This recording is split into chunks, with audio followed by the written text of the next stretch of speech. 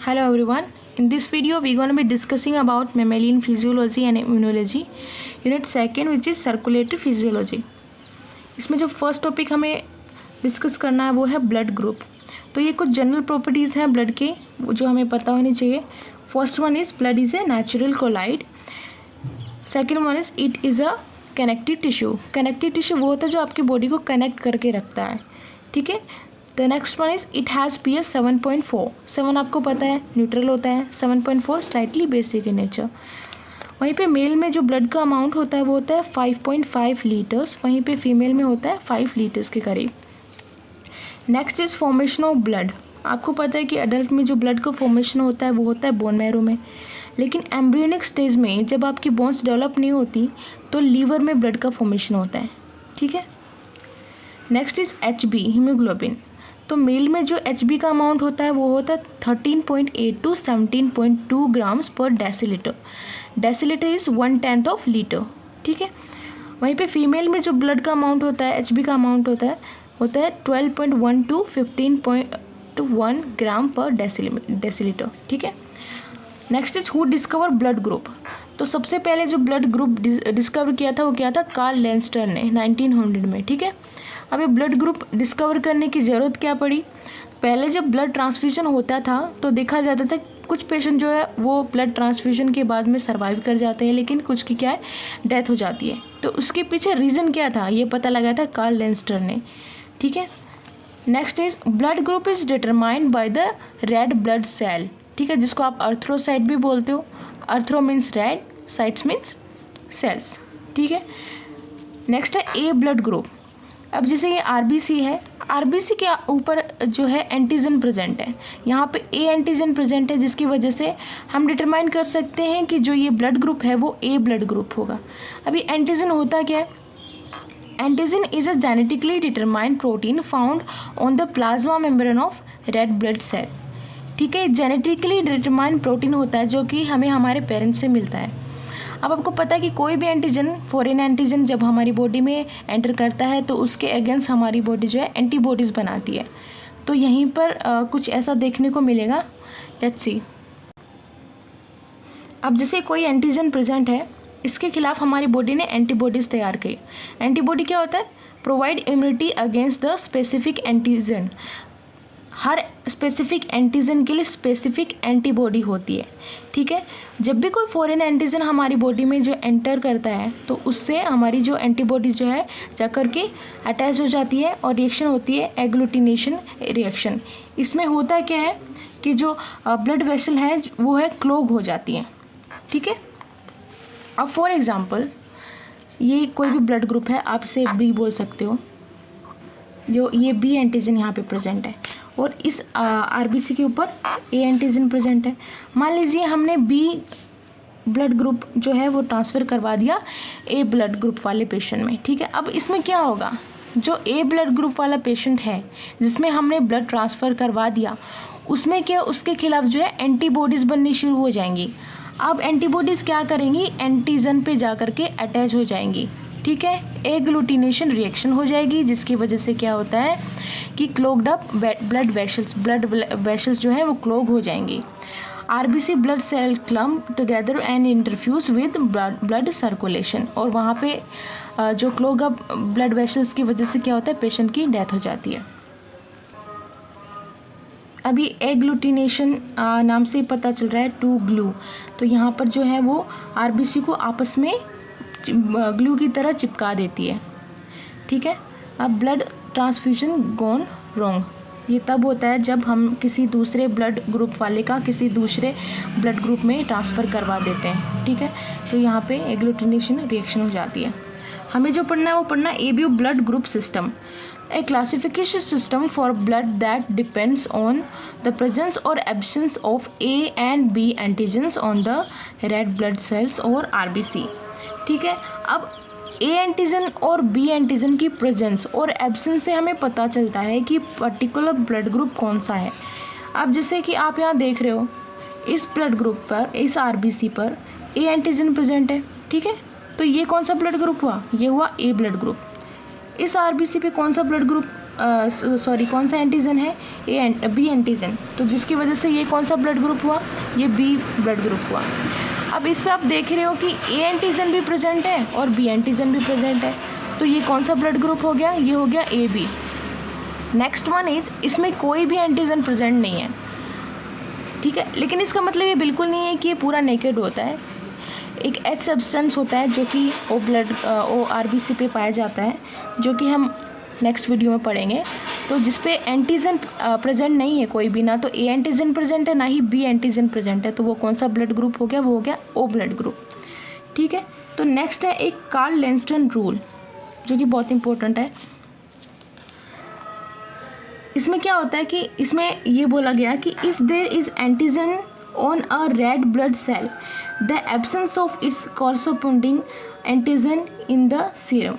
अब इसमें होता क्या है, इसमें आपने देखा कि इस आरबीसी पे ए एंटीजन जो है वो प्रेजेंट है, तो इस ब्लड ग्रुप वाले पेशेंट में होगा क्या, इसमें ए एंटीबॉडीज़ नहीं मिलेंगी, ठीक है, लेकिन इसमें बी एंटीजन प्रेजेंट नहीं है, बी एंटीजन एब्सेंट है, तो इसमें बी एंटीबॉडीज़ मिलेंगी, ठीक है। ये था Karl Landsteiner rule.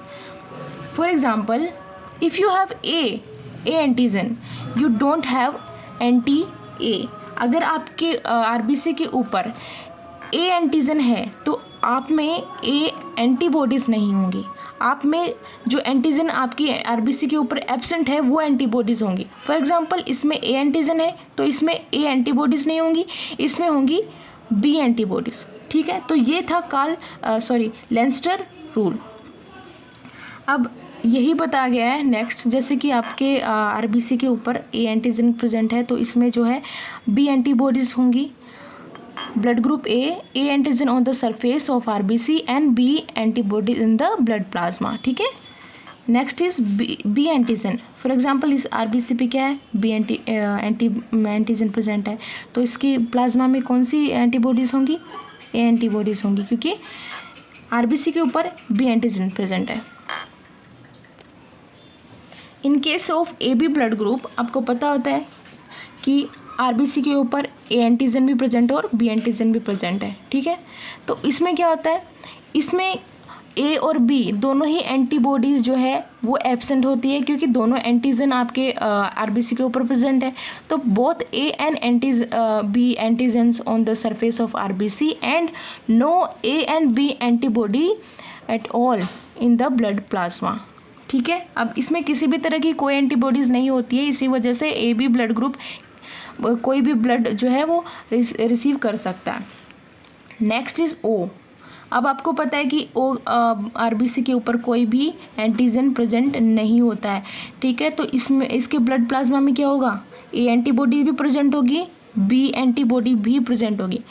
Blood group O, neither A और B antibody antigen on the surface of your RBCs but both A and B antibody in the blood plasma. आपको पता है कि ओ ब्लड ग्रुप के ऊपर जो आरबीसी के ऊपर कोई भी एंटीजन प्रेजेंट नहीं है, लेकिन एंटीबॉडीज़ दोनों होंगी, ए एंड बी। तो इसी की वजह से क्या होता है, ये किसी से भी ब्लड जो है नहीं ले सकता है सिवाय ओ ब्लड ग्रुप के, ठीक है। अब नेक्स्ट जो है हमें आरएच फैक्टर पढ़ना है और कुछ और भी जेनेटिकली बातें जो है blood. Hello everyone, welcome to another video tutorial of life science geology.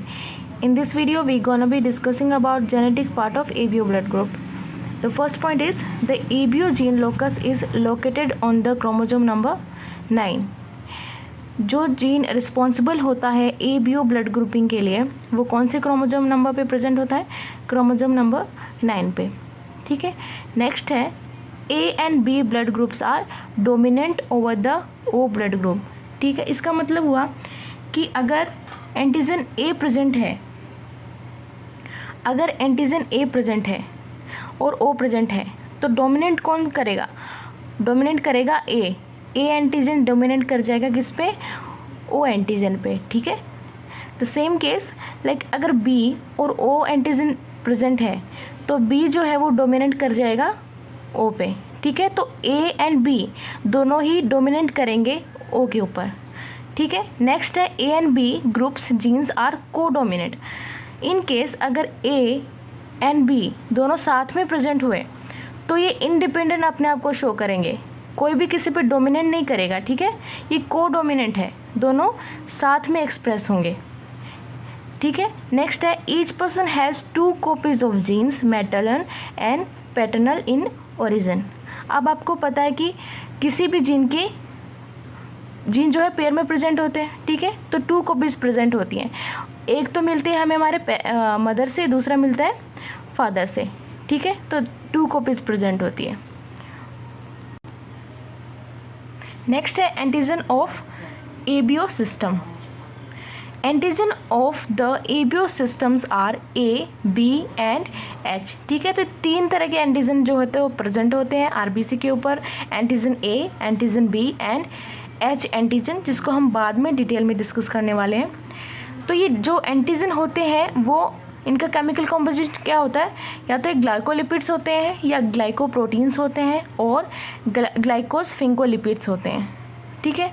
Next है in addition to red cells they are also expressed on white cells, platelets and body tissues. अब ये आरबीसी के ऊपर present नहीं होते बल्कि ये white cells के ऊपर भी प्रेजेंट होते हैं, प्लेटलेट्स पे भी पाए जाते हैं और कुछ बॉडी टिश्यूज़ पे भी प्रेजेंट होते हैं। They are also present in the soluble form in various body secretions. बहुत सारे बॉडी सिक्रेशंस पे भी के साथ में भी ये रिलीज़ होते हैं। अब जिसके साथ में ये रिलीज़ होते हैं, जो इन्हें रिलीज़ करते हैं उन्हें हम सिक्रेटर्स कहते हैं और जो नहीं करते उन्हें हम कहते हैं नॉन सिक्रेटर्स, ठीक है। Secretors are the person who secrete A, B and H antigen, या तो वो ए एंटीजन करेगा या बी या एच करेगा, या फिर ए एंड एच भी साथ में कर सकता है, बी एच भी साथ में कर सकता है, into the body fluid such as plasma, gastric juice, saliva, sweat, tear, milk etcetera. तो ये कुछ बॉडी फ्लूइड है जिनके साथ में जो है एंटीजन रिलीज होता है, जैसे कि plasma, gastric juice, saliva, sweat, tear etcetera. तो जिसका ब्लड ग्रुप ए होता है वो कौन से एंटीजन सिक्रीट करेगा, एंटीजन ए और एंटीजन एच। जिसका ब्लड ग्रुप बी होगा वो कौन से एंटीजन सिक्रीट कर, बी एंड एंटीजन एच। और जिसका ब्लड ग्रुप ए बी है वो ए भी कर सकता है, बी भी कर सकता है और एच भी कर सकता है, तीनों साथ में कर सकता है। नेक्स्ट है जिसका, अब आपको पता है कि ओ ब्लड ग्रुप मतलब आरबीसी के ऊपर ना तो ए एंटीजन प्रेजेंट होता है और ना ही बी, ठीक है। तो ये दोनों ही नहीं करेगा, लेकिन एच एंटीजन जो है वो ओ ब्लड ग्रुप वालों की आरबीसी के ऊपर प्रेजेंट होता है, तो वो एच एंटीजन जो है सिक्रीट करता है। नेक्स्ट है फॉर्मेशन ऑफ एबीएच एंटीजन। अभी एबीएच एंटीजन का फॉर्मेशन किस तरीके से होता है वो देख लेते हैं। The H gene produces a transferase enzyme which changes precursor substance present on red cell into H substance. अब ये जो एच जीन है वो एक तरीके का ट्रांसफेरेज एंजाइम जो है वो प्रोड्यूस करता है। अब ये ट्रांसफेरेज एंजाइम क्या करता है, ये प्रिकर्सर सब्सटेंस को किस में कन्वर्ट कर देता है, एच सब्सटेंस में। अब इस एच सब्सटेंस को आप एच एंटीजन भी बोल सकते हो, ठीक है। H gene transferase enzyme produce करता है और ये ट्रांसफेरेज एंजाइम प्रिकर्सर सब्सटेंस को एच सब्सटेंस में कन्वर्ट करने का काम करता है, ठीक है। नेक्स्ट है the A and B gene जो कि क्रोमोसोम 9 पर प्रेजेंट होते हैं, produces specific transferase enzyme which convert H substance into A and B antigens. अब ये जो ए एंड बी जीन्स जो होते हैं वो जो 9th क्रोमोसोम पे प्रेजेंट होते हैं, ये क्या करते हैं, ये भी एक स्पेसिफिक ट्रांसफेरेज एंजाइम रिलीज करते हैं। अभी ट्रांसफेरेज क्या काम करता है, ये एच सब्सटेंस को या तो एंटीजन ए में कन्वर्ट कर देता है या फिर एंटीजन बी में कन्वर्ट कर देता है। अगर एंटीजन ए में कन्वर्ट कर दिया गया तो फिर वो ब्लड ग्रुप जो होगा वो होगा ब्लड ग्रुप ए, और अगर एंटीजन बी में कन्वर्ट कर दिया गया तो फिर वो ब्लड ग्रुप होगा blood group B. In case किसी में भी नहीं हुआ, ना तो ए में हुआ ना फिर बी में, तो फिर ब्लड ग्रुप कौन सा होगा, ब्लड ग्रुप होगा ब्लड ग्रुप ओ, ठीक है। इन केस दोनों में ही हो गया, लाइक ए में भी कन्वर्ट हो गया बी में भी हो गया, तो फिर ब्लड ग्रुप होगा ए बी, ठीक है।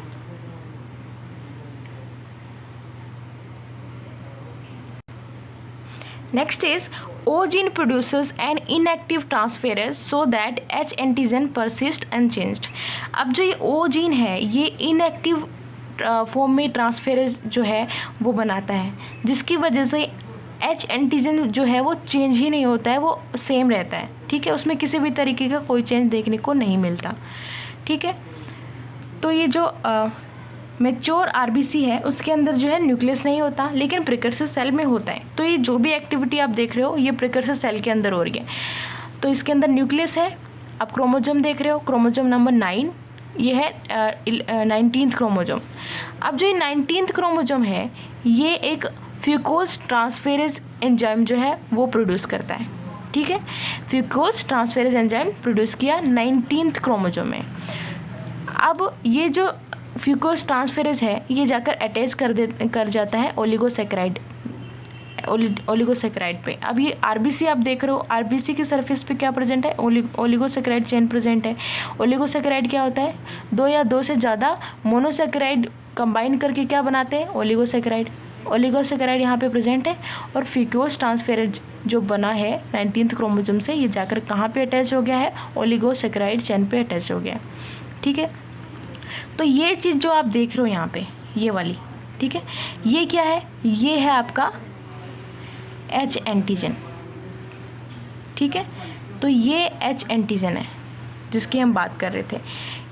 तो ये जो स्टेज है ये भले ही आपका ब्लड ग्रुप O हो, A हो, B हो, AB हो, हर किसी के स्टेज में, हर किसी के आरबीसी के अंदर ये प्रोसेस डेफिनेटली होता ही होता है। ठीक है, उसके बाद एक बार H सब्सटेंस या फिर H एंटीजन बनने के बाद में जो है वो कन्वर्जन होता है, या तो ये A एंटीजन में कन्वर्ट हो जाएगा या B में हो जाएगा या फिर AB में हो जाएगा, लेकिन उससे पहले जो है H सब्सटेंस डेफिनेटली बनता ही बनता है। ठीक है, अब जो O ब्लड ग्रुप वाले हैं उनके अंदर सिर्फ H सब्सटेंस ही आरबीसी की सरफेस पे जो है प्रेजेंट होता है, इसमें किसी भी तरीके का कन्वर्जन नहीं होता।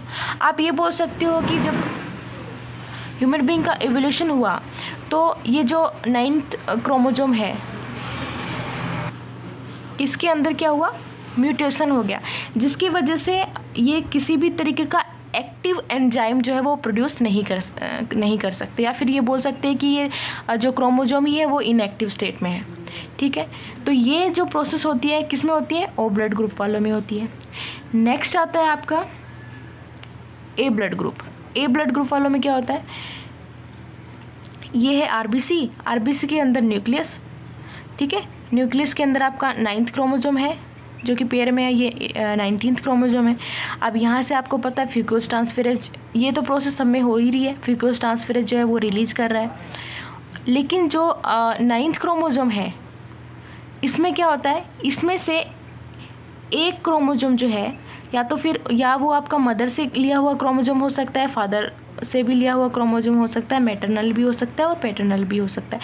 कोई भी एक क्रोमोजोम जो है वो क्या प्रोड्यूस करेगा, वो जीन क्या प्रोड्यूस करेगा, ट्रांसफेरेज A। ठीक है, ट्रांसफेरेज A प्रोड्यूस करेगा। अब ये ट्रांसफेरेज A क्या करता है, ये जाकर के अटैच कर देता है किसको, N एसिटाइल ग्लूटामाइन को, या फिर आप इसको NAGA भी बोल सकते हो। किसे अटैच कर देता है, इसे अटैच कर देता है कहाँ पे, ले जाकर के ओलिगोसैकेराइड चेन पे। अब आपको पता है कि फ्यूकोज ट्रांसफेरेज जो ऑलरेडी अटैच ही था इसको आपने बोला था H एंटीजन, इसके ऊपर भी जाकर क्या अटैच हो गया, N एसिटाइल ग्लूटामाइन या फिर NAGA आप बोल सकते हो शॉर्ट फॉर्म में। तो ये जाकर के अटैच हो गया। अब इसकी अटैचमेंट की वजह से जो आपका H एंटीजन था वो किस में कन्वर्ट हो गया, A एंटीजन में। तो ये प्रोसेस किस में होती है, ये प्रोसेस होती है A ब्लड ग्रुप वालों में। ठीक है, अब ये A एंटीजन कन्वर्ट हो जाने की वजह से H एंटीजन का A एंटीजन में कन्वर्ट हो जाने की वजह से ये ब्लड ग्रुप कौन सा हो गया, A ब्लड ग्रुप हो गया। तो ये प्रोसेस किस में होती है, A ब्लड ग्रुप वालों में ये प्रोसेस होती है। ठीक है, नेक्स्ट आता है B में। B में क्या प्रोसेस रहती है, अब जैसे आरबीसी है उसके अंदर nucleus, 9th chromosome, 19th chromosome, और यहाँ पे 19th क्रोमोजोम ने क्या प्रोड्यूस किया, फ्यूकोज ट्रांसफेरेज किया, ये जाकर ओलिगोसैकेराइड पे जाके अटैच हो गया, मतलब H सब्सटेंस ऑलरेडी बना हुआ है यहाँ पर। लेकिन यहाँ पे जो 9th क्रोमोजोम है ये क्या प्रोसेस करता है, यहाँ पर एक क्रोमोजोम जो कि एक्टिव फॉर्म में है और जो क्या प्रोड्यूस करता है, ग्लैक्टोज प्रोड्यूस करता है। ठीक है, ये ग्लैक्टोज जाकर क्या कर देता है, ये जाकर के ओलिगोसैकेराइड चेन पे जा के अटैच हो जाता है, या फिर आप बोल सकते हो एच एंटीजन पे जाकर के अटैच हो जाता है, और फिर क्या प्रोड्यूस कर देता है, बी एंटीजन प्रोड्यूस कर सकता है। अब ये जो क्रोमोजोम है 9th क्रोमोजोम, इसमें से एक ही जो क्रोमोजोम है वो एक्टिव फॉर्म में होगा, वो आपका पैटर्नल भी हो सकता है, मैटरनल भी हो सकता है। ठीक है, लेकिन एक ही एक्टिव फॉर्म में होगा और एक ही जो है वो रिस्पॉन्सिबल होगा इसके लिए, दोनों नहीं होंगे। अगर दोनों होंगे तो फिर दोनों ही अपने आप को एक्सप्रेस कर देंगे। ये केस होता है ए बी ब्लड ग्रुप वाले में। तो अब जैसे ये बी एंटीजन में कन्वर्ट हो गया एच एंटीजन, तो ये फिर कौन सा ब्लड ग्रुप हो गया, ये हो गया बी ब्लड ग्रुप। ठीक है, अब ए बी वालों में क्या प्रोसेस होती है, ए बी ब्लड ग्रुप में प्रोसेस देख लेते हैं। ये आपका आरबीसी के सरफेस पे एच एंटीजन प्रेजेंट है, ओलिगोसैकेराइड चेन है, और यहाँ पर फ्यूकोज ट्रांसफेरेज अटैच है, और यहाँ पे आपका न्यूक्लियस है, न्यूक्लियस के अंदर 9th क्रोमोजोम 19th क्रोमोजोम, यहाँ पर आपका फ्यूकोज ट्रांसफेरेज जो है वो रिलीज हुआ, जाकर के अटैच हो गया ओलिगोसैकेराइड चेन पे, ये एच एंटीजन का फॉर्मेशन हो गया। लेकिन यहाँ पे जो 9th क्रोमोजोम है, यहाँ पर ये ट्रांसफेरेज ए भी बनाता है, ट्रांसफेरेज बी भी बनाता है। ठीक है, दोनों ही एक्टिव होते हैं। तो आपको पता है कि आपको मतलब मैटरनल भी ये क्रोमोजोम है, एक आपका पैटर्नल है, तो यहाँ पर दोनों ही एक्टिव फॉर्म में होंगे और दोनों ही जो है वो ट्रांसफेरेज जो है वो बना रहे हैं। तो आपको पता है कि यहाँ पे लाखों की संख्या में आपके ओलिगोसैकेराइड चेन, या फिर आप बोल सकते हो कि एच एंटीजन प्रेजेंट है सरफेस पे आरबीसी के, तो ये जाकर के अटैच कर देता है, किसी पे ट्रांसफेरेज ए किसी पे बी कर जाता है। तो यहाँ पर जो आरबीसी के सरफेस पे ए एंटीजन भी प्रेजेंट है और बी एंटीजन भी प्रेजेंट है, दोनों प्रेजेंट है। ठीक है, तो ये जो ब्लड ग्रुप है ये हो जाएगा ए बी ब्लड ग्रुप, क्योंकि यहाँ पे आरबीसी के सरफेस पे क्या है, ए एंटीजन का भी प्रेजेंस है और यहाँ पे बी का भी प्रेजेंस है, इसलिए ये ब्लड ग्रुप कौन सा हो गया, ए बी ब्लड ग्रुप। अब आप देख रहे हो कि हर किसी ब्लड ग्रुप पे जो एंटीजन प्रेजेंट है वही उसका ब्लड ग्रुप भी है। बी एंटीजन प्रेजेंट है, बी ब्लड ग्रुप है, ए एंटीजन प्रेजेंट है, ए ब्लड ग्रुप है। यहाँ पर कोई भी एंटीजन ए या बी प्रेजेंट नहीं है, लेकिन एच एंटीजन की प्रेजेंस की वजह से ये ब्लड ग्रुप कौन सा है। Hello everyone, welcome back to another video of life science zoology. In this video we gonna be learning about RH blood group system. ठीक है, इससे पिछले वाले वीडियो में हमने ABO ब्लड ग्रुप सिस्टम पढ़ा था, इस वीडियो में हम RH ब्लड ग्रुप सिस्टम के बारे में पढ़ेंगे। ठीक है, तो इसको RH क्यों बोला गया, क्योंकि सबसे पहले जो इसके जो डिस्कवरी है वो रिसस मंकी पे हुई थी, या आप बोल सकते हो कि जो RH फैक्टर हमें मिला था वो रिसस मंकी में मिला था, तो इसीलिए इसका नाम जो है RH फैक्टर रख दिया गया। ठीक है, तो 1940 में इसकी डिस्कवरी हुई थी, और डिस्कवरी करी किसने थी, डिस्कवरी करी थी कार्ल लेंस्टर ने एंड A.S. वेनर ने। ठीक है, नेक्स्ट है, आपने ABO में देखा होगा, ABO सिस्टम में कि एंटीजन प्रेजेंट होते हैं, तो एंटीजन की प्रेजेंस से हम बता पाते हैं कि जो ब्लड ग्रुप है वो A है या B है। अगर A एंटीजन प्रेजेंट है तो ब्लड ग्रुप क्या हो गया, A हो गया, B प्रेजेंट है तो ब्लड ग्रुप B हो गया। ठीक है, तो antigen RH blood group system में भी प्रेजेंट होते हैं। आप यहाँ देख रहे हो आरबीसी के ऊपर RH एंटीजन प्रेजेंट है, तो ये कैसी क्या हो गया, ये RH पॉजिटिव हो गया। ठीक है, तो लेंस्टर रूल में हमने ये पढ़ा था कि जो भी एंटीजन आपकी आरबीसी के ऊपर प्रेजेंट होता है वो एंटीबॉडी आपकी ब्लड प्लाज्मा में एब्सेंट होती है, प्रेजेंट नहीं होती है। ठीक है, तो यहाँ पर RH एंटीजन प्रेजेंट है लेकिन एंटीबॉडी प्रेजेंट नहीं होगी। ठीक है, अब नेक्स्ट आप देखो कि आरबीसी के ऊपर कोई भी एंटीजन प्रेजेंट नहीं है, मतलब RH एंटीजन एब्सेंट है, तो ये क्या हो गया, RH नेगेटिव हो गया। ठीक है, लेकिन एंटीजन प्रेजेंट नहीं है, एंटीबॉडी प्रेजेंट होंगी। ठीक है, RH एंटीबॉडी प्रेजेंट होगी। बट यहाँ पे डिफरेंस क्या होता है कि आपके जो ABO सिस्टम में क्या था कि मान लीजिए आपका ब्लड के ऊपर A एंटीजन प्रेजेंट है, तो A एंटीजन प्रेजेंट है तो एंटीबॉडी एब्सेंट होंगी, A एंटीबॉडी एब्सेंट होगी, लेकिन B एंटीजन यहाँ पर एब्सेंट है लेकिन उसके लिए एंटीबॉडी ज़रूर होंगी। ठीक है, लेकिन ये एंटीबॉडी जो है ऑलरेडी प्रेजेंट होती है आपकी बॉडी के अंदर। ठीक है, भले वो एंटीजन आपकी बॉडी में बाहर से आए ना आए, वो पहले से ही प्रेजेंट होती हैं। ठीक है, यहाँ पर ऐसा नहीं है, यहाँ पर स्टिमुलेशन की ज़रूरत होती है। स्टिमुलेशन का मतलब है जब तक ये एंटीजन बाहर से नहीं आएगा, ठीक है, RH पॉजिटिव जब तक RH नेगेटिव वाले के अंदर नहीं आएगा तब तक किसी भी तरह की कोई एंटीबॉडी का फॉर्मेशन नहीं होगा यहाँ पे। लेकिन ABO में सिस्टम जो है वो अलग है, तो यहाँ पे स्टिमुलेशन की ज़रूरत है। जब तक कोई भी एंटीजन बाहर नहीं आएगा तब तक इम्यून सिस्टम आपका एंटीबॉडीज़ फॉर्मेशन नहीं करेगा। ठीक है, तो ये डिफरेंस है ABO में और RH ब्लड ग्रुप सिस्टम में। नेक्स्ट है एंटीजन के बारे में। तो ABO सिस्टम में आपने देखा था एंटीजन A, B, H होते हैं, ठीक है। और RH ब्लड ग्रुप सिस्टम में क्या होता है, antigen D, capital C, small c, capital E and small e होते हैं, ठीक है। तो ये चारों आपके लिए इंपॉर्टेंट नहीं है, सबसे इंपॉर्टेंट आपके लिए क्या है, D, ठीक है। तो ये आपको पढ़ना है। तो आपको पता है कि जो एंटीजन फॉर्मेशन होता है उसके लिए रिस्पॉन्सिबल कौन होता है, ऑफ कोर्स जीन्स रिस्पॉन्सिबल होते हैं, ठीक है। तो जीन हैज़ 2 एलील, ठीक है। तो जो यहाँ पे D है वो डोमिनेंट होगा एंड स्मॉल d है वो रिसेसिव होगा। अब यहाँ पे आप देखिए कि होमोजाइगस कंडीशन में जो कैपिटल D है वो प्रेजेंट है, तो यहाँ पे RH कैसा होगा, RH पॉजिटिव होगा, ठीक है। यहाँ पे हेटेरोजाइगस में प्रेजेंट है capital D and small d। अब कैपिटल D तो आपको पता है डोमिनेंट है, तो ये डोमिनेंट कर जाएगा और फिर भी क्या होगा, RH पॉजिटिव ही होगा, ठीक है। बट यहाँ पे स्मॉल d हमने देखा है, तो स्मॉल d रिसेसिव कंडीशन में है, दूसरा होमोजाइगस है, तो यहाँ पे क्या होगा, RH नेगेटिव होगा, ठीक है। अब ABO सिस्टम ने हमने पढ़ा था कि ब्लड ग्रुप जो है 4 तरीके के थे, blood group A, B, AB and O, ठीक है। लेकिन जैसे ही RH फैक्टर जो हमें इंट्रोड्यूस हुआ तो हमने देखने को मिला कि हर ब्लड ग्रुप जो है 2 तरीके से डिवाइड हो गया, पॉजिटिव में और नेगेटिव में। तो अब टोटल कितने ब्लड ग्रुप हो गए, टोटल 8 हो गए, ठीक है। तो A जो है वो पॉजिटिव भी है और नेगेटिव भी है, B पॉजिटिव भी है नेगेटिव भी है, AB पॉजिटिव भी हो गया नेगेटिव भी हो गया, O पॉजिटिव भी हो गया और नेगेटिव भी हो गया। तो इस तरीके से टोटल जो है 8 different type of blood group हो गए। तो यहाँ पर जो है वो एक टेबल दे रखी है, तो यहाँ पे आपको बता रखे कौन डोनर है, कौन रिसीव करता है ब्लड, ठीक है। तो किस ब्लड ग्रुप से कौन जो है ब्लड ले सकता है और किसे वो दे सकता है, ठीक है।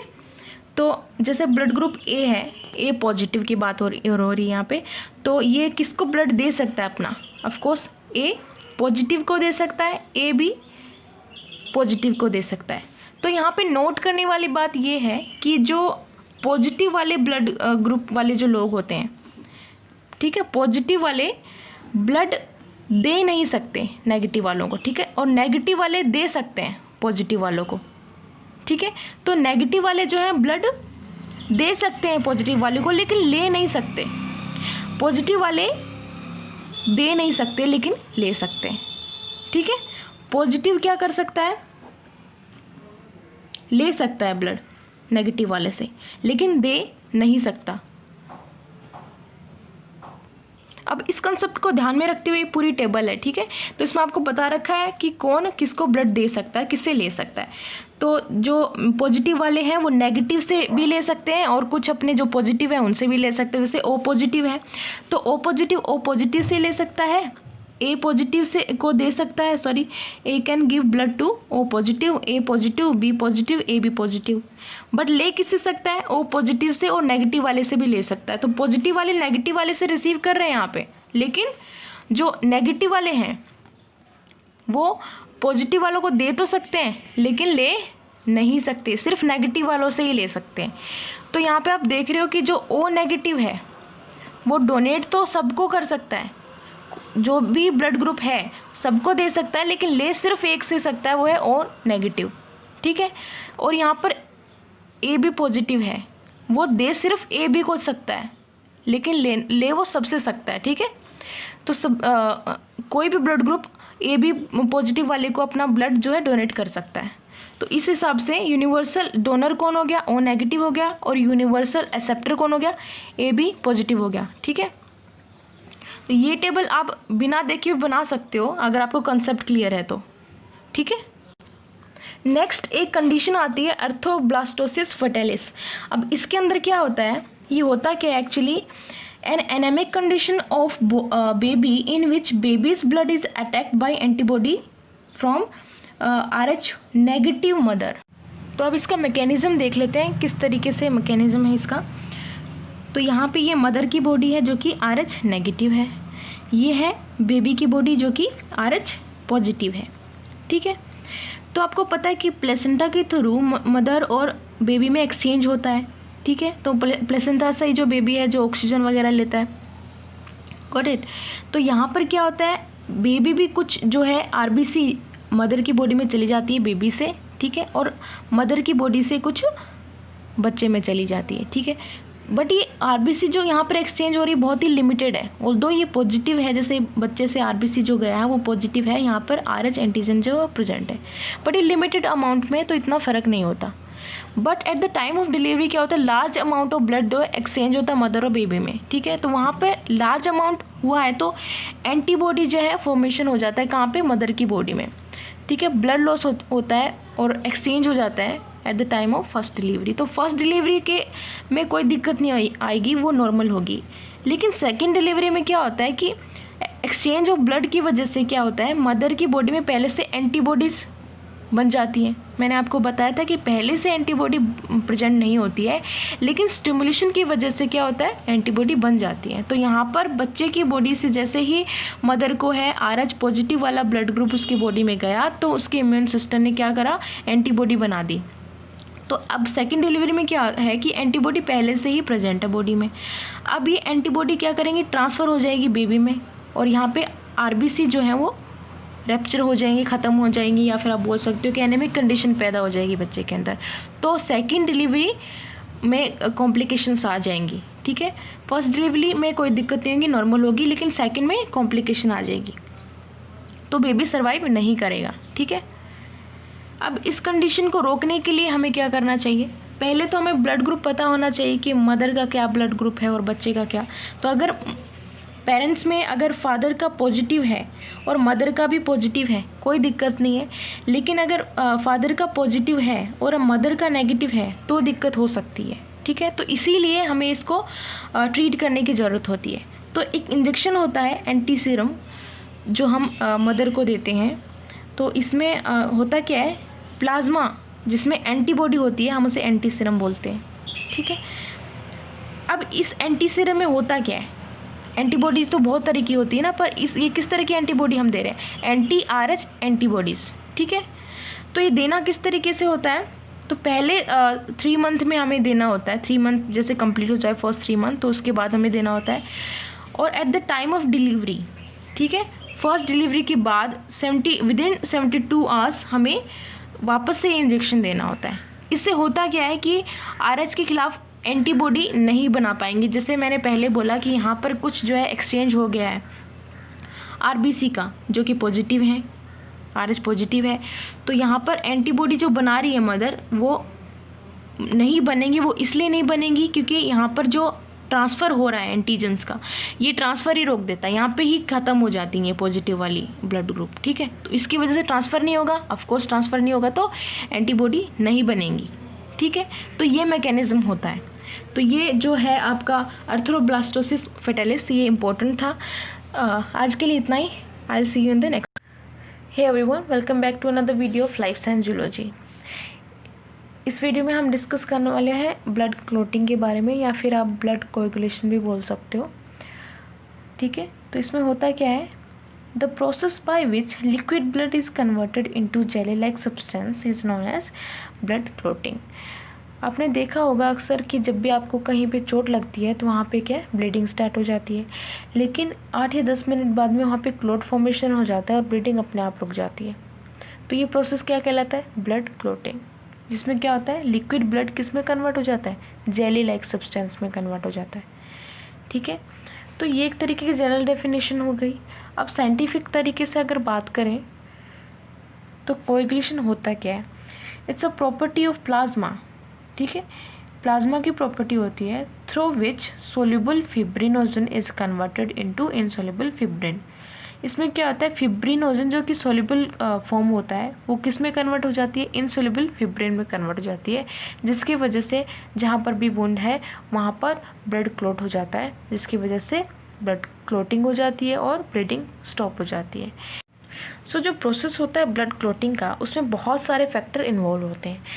लगभग आपको 13 to 12 फैक्टर देखने को मिलेंगे। कहीं पे आपको 13 मिलेंगे, कहीं पे 12 मिलेंगे। तो वो 13 क्यों होते हैं, 12 क्यों होते हैं, वो भी हम देखेंगे। तो सबसे पहले देखते हैं factor fourth, that is fibrinogen. Fibrinogen क्या होता है? It's a form of glycoprotein, ठीक है, जो कि किस में कन्वर्ट हो जाता है, फिब्रिन में कन्वर्ट हो जाता है। फिब्रिनोजिन सोल्यूबल फॉर्म है और फिब्रिन इनसोल्यूबल फॉर्म है। अभी इसका फॉर्मेशन क्या होता है? इसका फॉर्मेशन होता है लीवर में, ठीक है। नेक्स्ट है आपका factor second, that is prothrombin. अब ये जो प्रोथ्रोम्बिन है इसका फॉर्मेशन भी कहाँ होता है? लीवर में होता है, लेकिन इसके फॉर्मेशन के लिए विटामिन के एसेंशियल होता है, ठीक है। ये भी एक तरीके का क्या है? ग्लाइकोप्रोटीन है। नेक्स्ट है factor third, that is thromboplastin, but it's a form of lipoprotein. Fibrinogen आपका ग्लाइकोप्रोटीन था, प्रोथ्रोम्बिन भी ग्लाइकोप्रोटीन था, लेकिन थ्रोम्बोप्लास्टिन क्या है? लिपोप्रोटीन है, ठीक है। अभी थ्रोम्बोप्लास्टिन करता क्या है एक्चुअली? ये प्रोथ्रोम्बिन को किस में कन्वर्ट कर देता है? थ्रोम्बिन में कन्वर्ट कर देता है। फिर आगे चल के थ्रोम्बिन क्या करता है? ये फिब्रिनोजिन को फिब्रिन में कन्वर्ट कर देता है, ठीक है। नेक्स्ट है factor fourth, that is calcium ion. अभी कैल्शियम आयन क्या करता है? ये हेल्प करता है किसकी फॉर्मेशन में? थ्रोम्बोप्लास्टिन की फॉर्मेशन में हेल्प करता है, ठीक है। नेक्स्ट है factor fifth, that is proaccelerin. Factor six accelerin. अभी जो एस्केलेरिन है इसको पहले क्या था? एक अलग तरीके का फैक्टर कंसिडर किया गया था। बाद में इसका पता चला कि प्रो एस्केलेरिन का ही एक्टिव फॉर्म है एस्केलेरिन, तो उसके बाद में दोनों को एज अ सेम ही माना गया। तो इसी वजह से आपको कहीं पे 12 फैक्टर देखने को मिलेंगे, कहीं पे 13 देखने को मिलेंगे, ठीक है। नेक्स्ट है factor 7, that is proconvertin. Factor 8 anti haemophilic globulin, ठीक है, जिसकी कमी से क्या होता है? हीमोफीलिया हो जाता है। अब हीमोफीलिया आपको पता है, कहीं पे अगर आपको चोट लग गई तो ब्लीडिंग कंटिन्यूसली होती रहती है, स्टॉप नहीं होती है। नेक्स्ट है factor 9th, that is Christmas factor. Factor 10th Stuart factor. 11th plasma thromboplastin antecedent. Factor 12th Hageman factor. Factor 13th fibrin stabilising factor. तो ये 13 तरीके के डिफरेंट फैक्टर्स हैं जो किस में इन्वॉल्व करते हैं? ब्लड क्लॉटिंग प्रोसेस में। अब मैकेनिज्म किस तरीके से होता है ब्लड क्लॉटिंग का, वो भी देख लेते हैं। सो ब्लड क्लॉटिंग में अलग अलग तरीके से लोग साइंटिस्ट ने अपनी थ्योरी दी। तो जो 3 इम्पोर्टेंट थ्योरीज हैं वो आपको पढ़नी है। First one is Best and Taylor's theory. तो इसमें क्या होता है? जैसे कि स्टेप 1 जिसमें क्या हुआ? वुंड और इंजरी हुई टिश्यू में, तो इसकी वजह से जो इंजर्ड टिश्यू थे इन्होंने क्या रिलीज़ किया? थ्रोम्बोप्लास्टिन। तो ये जो इंजर्ड टिश्यू थे इसकी वजह से थ्रोम्बोप्लास्टिन यहाँ पे रिलीज़ हुआ। इधर से थ्रोम्बोप्लास्टिन रिलीज हुआ, साइड में क्या हुआ? Disintegration of blood platelets. इनकी वजह से क्या रिलीज़ हुआ? इन्होंने फ्री कर दिया किसको? प्लेटलेट फैक्टर 3 को। अब जो ये प्लेटलेट फैक्टर 3 है इसने क्या किया? इसने प्लाज्मा में जो प्लाज्मा प्रोटीन और कैल्शियम आयन प्रेजेंट है उनकी वजह से प्रोथ्रोम्बिनेज एंजाइम का फॉर्मेशन कर दिया यहाँ पे, ठीक है। प्लेटलेट फैक्टर 3 फ्री हो गया। अब इसने क्या किया? प्लाज्मा में जो प्रेजेंट है प्लाज्मा प्रोटीन और कैल्शियम आयन, इसकी हेल्प से प्रोथ्रोम्बिनेज एंजाइम का फॉर्मेशन कर दिया। नेक्स्ट है स्टेप सेकेंड। अब प्रोथ्रोम्बिनेज एंजाइम की वजह से यहाँ पे क्या हुआ? जो प्रोथ्रोम्बिन था वो किस में कन्वर्ट हो गया? थ्रोम्बिन में कन्वर्ट हो गया। प्रोथ्रोम्बिन थ्रोम्बिन में कन्वर्ट हो गया। अब थ्रोम्बिन की प्रेजेंस से जो फिब्रिनोजिन है जो कि सोल्यूबल फॉर्म में था, फिब्रिनोजिन किस में कन्वर्ट हो गया? फिब्रिन में, ठीक है। फिब्रिनोजिन फिब्रिन में कन्वर्ट हो गया, लेकिन अभी भी इनसोल्यूबल फॉर्म में नहीं है, ठीक है। यहाँ पे पॉलीमराइजेशन हुआ फिर, और ये फिब्रिन पॉलीमर बन गया। नेक्स्ट क्या हुआ?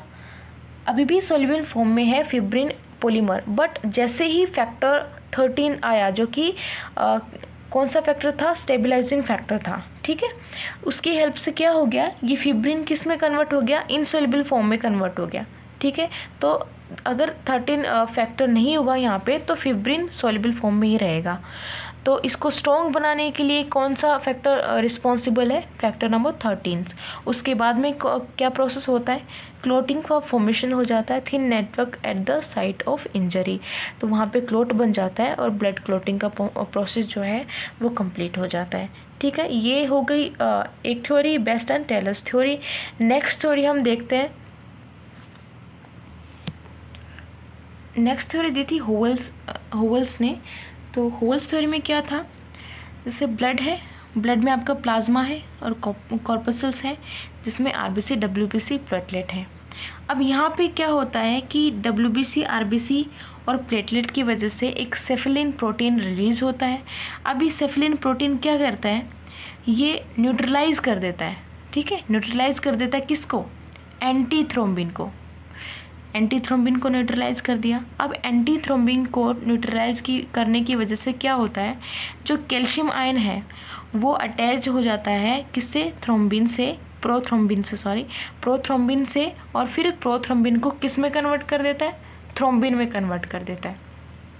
ठीक है, एंटी थ्रोम्बिन यहाँ पे क्या है, न्यूट्रलाइज हो गया है और फिर कैल्शियम आयन क्या करता है, प्रोथ्रोम्बिन को थ्रोम्बिन में कन्वर्ट कर देता है। अभी थ्रोम्बिन जो है अब क्या करेगा, फिब्रिनोजिन को फिब्रिन में कन्वर्ट कर देगा। अब आपको पता ही फिब्रिन क्या करेगा, फाइनली क्लोटिंग कर देगा। तो इस तरीके से होवेल थ्योरी ने इस तरीके से दिया था।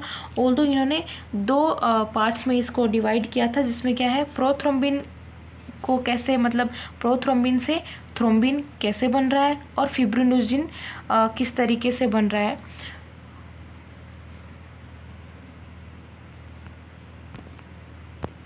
नेक्स्ट है होवेल्स थ्योरी।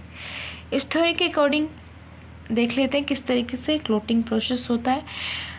ये ब्लड है, ब्लड में प्लाज्मा और कॉर्पसल्स है जिसमें आरबीसी डब्ल्यूबीसी प्लेटलेट है। अब इंजरी की वजह से क्या होता है, एक सेफलिन नाम का प्रोटीन जो है वो रिलीज होता है। अब इस सेफलिन प्रोटीन क्या करता है, ये न्यूट्रलाइज कर देता है किसको, एंटी थ्रोम्बिन को, जो कि ब्लड में प्रेजेंट होता है। अब एंटी थ्रोम्बिन जो क्या है वो न्यूट्रलाइज हो गया। अब इसकी वजह से क्या होता है कि जो कैल्शियम आयन है वो प्रोथ्रोम्बिन को किस में कन्वर्ट कर देता है, थ्रोम्बिन में कन्वर्ट कर देता है। कैल्शियम आयन प्रोथ्रोम्बिन को थ्रोम्बिन में कन्वर्ट कर देता है। अब ये थ्रोम्बिन फिब्रिनोजिन को फिब्रिन में कन्वर्ट कर देता है। ठीक है, फिब्रिनोजिन फिब्रिन में कन्वर्ट हो गया। फिब्रिनोजिन सॉल्युबल फॉर्म है, फिब्रिन इनसॉल्युबल फॉर्म है और इसकी वजह से क्या होती है, क्लोटिंग हो जाती है। ठीक है, तो ये थी होवेल्स थ्योरी। नेक्स्ट है फुल्ड एंड स्पाइरो थ्योरी। अब इस थ्योरी में क्या था कि जो ब्लड है, यहाँ पे इंजरी हुई। ठीक है, इंजरी की वजह से क्या है, ब्लड कॉर्पसल्स एंड प्लेटलेट्स। अब प्लेटलेट ने क्या रिलीज किया, थ्रोम्बोकाइनेज एंजाइम। अब ये थ्रोम्बोकाइनेज क्या करता है, ये कैल्शियम आयन की प्रेजेंस में प्रोथ्रोम्बिन को थ्रोम्बिन में कन्वर्ट कर देता है। ठीक है, कैल्शियम आयन के प्रेजेंस में प्रोथ्रोम्बिन को थ्रोम्बिन में कन्वर्ट कर दिया गया। अब ये प्रोथ्रोम्बिन क्या करता है, प्रोथ्रोम्बिन थ्रोम्बिन में कन्वर्ट हो गया। थ्रोम्बिन क्या करेगा, फिब्रिनोजिन को किस में कन्वर्ट कर देगा, फिब्रिन में, और क्लोटिंग हो जाएगी। ठीक है, प्लाज्मा में प्रेजेंट है फिब्रिनोजिन और ये फिब्रिनोजिन को किस में कन्वर्ट कर देगा, फिब्रिन में कन्वर्ट कर देगा। फिब्रिनोजिन आपका सोल्युबल फॉर्म में है और फिब्रिन क्या है, इनसोल्युबल फॉर्म में। ठीक है, तो 3 डिफरेंट थ्योरीज थी जो साइंटिस्ट ने दी थी क्लोटिंग को लेकर। ठीक है, इस वीडियो में इतना ही। Thank you so much for watching. I will see you in the next one. Thank you. So next है होवेल्स थ्योरी। तो इस थ्योरी में क्या होता है कि जैसे ब्लड है, ब्लड में प्लाज्मा है, कॉर्पसल्स है, तो आरबीसी डब्ल्यूबीसी प्लेटलेट प्रेजेंट है। तो यहाँ से क्या होता है, इंजरी की वजह से सेफलिन नाम का प्रोटीन जो है रिलीज होता है। अब ये सेफलिन प्रोटीन क्या करता है, ये न्यूट्रलाइज कर देता है किसको, एंटी थ्रोम्बिन को। ठीक है, तो एंटी थ्रोम्बिन यहाँ पे न्यूट्रलाइज हो गया जो कि ब्लड में प्रेजेंट होता है।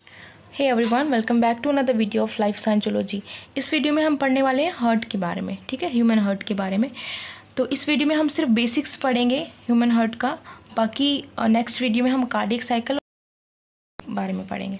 तो स्टार्ट करते हैं basic information about human heart के बारे में। सबसे पहले आता है ओरिजिन। तो ओरिजिन कहाँ से होता है हार्ट का, तो हार्ट का ओरिजिन होता है मेसोडर्म लेयर से। तो एम्ब्रियोजेनेसिस में 3 तरीके की लेयर पाई जाती है, उसमें जो मेसोडर्म लेयर होती है उससे फॉर्मेशन होता है हार्ट का, या आप बोल सकते हो मेसोडर्म लेयर होती है रिस्पॉन्सिबल होती है हार्ट फॉर्मेशन में, ठीक है। नेक्स्ट आता है इसका साइज़। तो साइज़ होता है 12 सेंटीमीटर इंटू 9 सेंटीमीटर, या आप बोल सकते हो क्लींज्ड फिस्ट, मतलब आपकी बंद मुट्ठी जितना साइज़ होता है आपके हार्ट का, ठीक है। नेक्स्ट इज पोजीशन, इसकी स्थिति कहाँ होती है ह्यूमन बॉडी में, हार्ट की स्थिति कहाँ होती है। That is thoracic cavity in between lungs, या फिर बोल सकते हो वक्षीय गुहा में फेफड़ों के बीच में पाया जाता है, ठीक है। तो ये डायग्राम से आपको क्लियर हो जाएगा। ये आपके लंग्स हैं, ये डायफ्राम है। तो यहाँ पे जो बीच में आपको दिख रहा है वो है मीडियास्टिनम स्पेस, ठीक है। डायफ्राम के ऊपर थोरेसिक कैविटी होती है, ठीक है।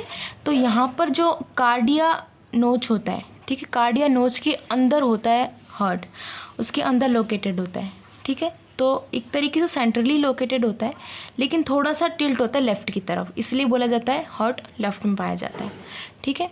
तो slightly tilted towards left. Next is weight, weight कितना होता है। तो अप्रोक्स होता है, एवरेज वेट होता है 300 ग्राम्स में, बट मेल में पाया जाता है 280 टू 340 ग्राम्स। वहीं पे फीमेल में जो वेट है हार्ट का वो कम होता है, that is 230 to 280 grams. Got it. Next एक इम्पॉर्टेंट फैक्टर हमें देखने को मिलता है, that is myogenic heart. Human heart is myogenic. Myogenic means पेशी जनत होता है ये, ठीक है। इसमें होता है क्या है कि muscles are responsible for the origin of impulses. यहाँ पे जो मसल्स होती हैं वो रिस्पॉन्सिबल होती हैं किसके लिए, ओरिजिन ऑफ इम्पल्सेस। इम्पल्सेस को ओरिजिनेट करने के लिए कौन रिस्पॉन्सिबल होता है, मसल्स रिस्पॉन्सिबल होता है, किसमें, मायोजेनिक हार्ट में, ठीक है। तो ह्यूमन में किस तरीके का हार्ट होता है, मायोजेनिक हार्ट होता है। हार्ट 2 तरीके के होते हैं, पहला होता है मायोजेनिक, दूसरा होता है न्यूरोजेनिक, ठीक है।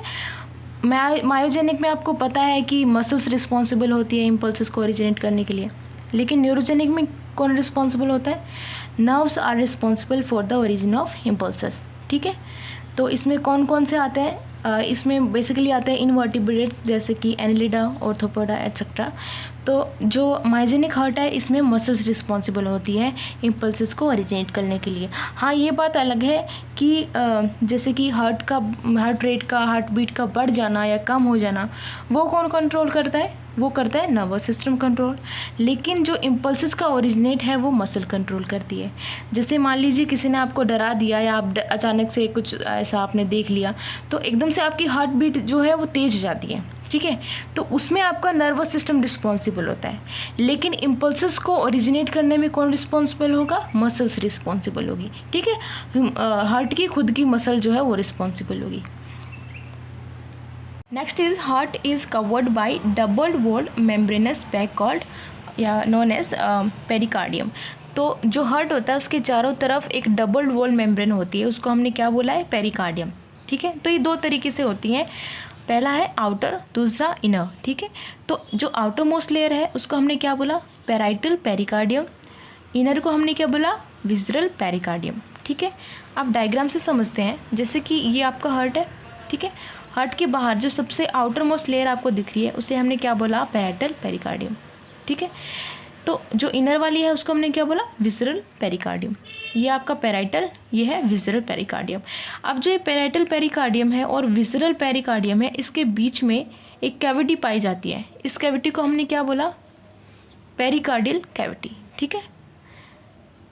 तो ये पैराइटल पेरिकार्डियम विसरल पेरिकार्डियम के बीच में कैविटी है, उसको हमने क्या बोला, पेरिकार्डियल कैविटी। अब इस पेरिकार्डियल कैविटी में एक फ्लूइड पाया जाता है, इसको हमने बोला पेरिकार्डियम फ्लूइड, ठीक है। अ fluid is present in the pericardial cavity called pericardial fluid. तो ये जो पेरिकार्डियल फ्लूइड है ये बहुत ही इंपॉर्टेंट होता है और इसके बहुत सारे फंक्शन होते हैं, वो देख लेते हैं। Function of pericardial fluid, first one is protect the heart from mechanical injury and shocks. अब हार्ट को किसी भी तरीके की कोई मैकेनिकल इंजरी ना हो, किसी तरीके को शॉक ना लगे, तो उसमें क्या है, पेरिकार्डियल फ्लूइड जो है उसको प्रोटेक्ट करता है, हार्ट को प्रोटेक्ट करता है, ठीक है। दूसरा है prevent the collapse between 2 membrane. तो हमने देखा कि 2 तरीके की लेयर होती है, पैराइटल पेरिकार्डियम और दूसरा है विसरल पेरिकार्डियम। तो इन दोनों लेयर के बीच में जो है वो पाया जाता है क्या, पेरिकार्डियल फ्लूइड। तो इन दोनों लेयर में किसी तरीके का कोलैप्स ना हो उसमें भी क्या है, पेरिकार्डियल फ्लूइड जो है वो हेल्प करता है। ठीक है, next is allow free movement of heart. अब जो हार्ट है वो 24/7 हार्ट बीट करता रहता है। ठीक है, तो उसको ऑफकोर्स फ्री मूवमेंट चाहिए, फ्री होना चाहिए वो, तो उसके फ्री मूवमेंट में भी जो है हेल्प करता है कौन, pericardial fluid. Next is prevent the heart from friction during contraction. तो जब संकुचन होता है, कॉन्ट्रैक्ट करता है हार्ट, तो उस दौरान किसी भी तरीके का घर्षण ना हो, तो उसमें भी जो है पेरिकार्डियल फ्लूइड जो है हेल्प करता है। ठीक है, it allow moisture to the heart, तो हार्ट को जो है मॉइस्चर भी जो है ये देता है। Next is heart is 4 chamber. हमें पता है कि हार्ट में 4 चैम्बर होते हैं, कौन कौन से, तो 2 एट्रिया होते हैं और 2 वेंट्रिकल होते हैं। ठीक है, तो इस तरीके से कितने चैम्बर होता है, 4 चैम्बर होता है heart. Next is wall of heart, that is made up of 3 layers.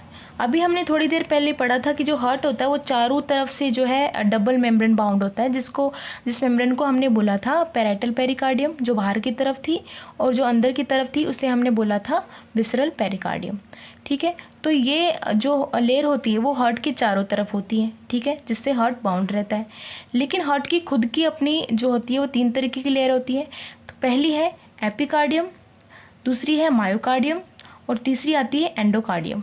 ठीक है, तो ये 3 तरह की लेयर होती है जिससे हार्ट जो है वो कवर्ड रहता है। तो जो एपिकार्डियम होती है वो सबसे आउटर मोस्ट होती है। ठीक है, and that is made up of simple squamous epithelium. Next आती है मायोकार्डियम, जो मिडल में लोकेटेड होती है, जो सबसे थिकेस्ट होती है, सबसे मोटी होती है मायोकार्डियम। ठीक है, ये स्टेटेड होती है बट इनवॉलेंट्री होती है, रेखित होती है लेकिन अनैच्छिक होती है। ठीक है, इस पर आपको कोई कंट्रोल नहीं होता। तीसरा आता है एंडोकार्डियम। तो एंडोकार्डियम जो होती है वो सबसे अंदर की तरफ होती है, इनर मोस्ट होती है, and that is made up of simple squamous epithelium.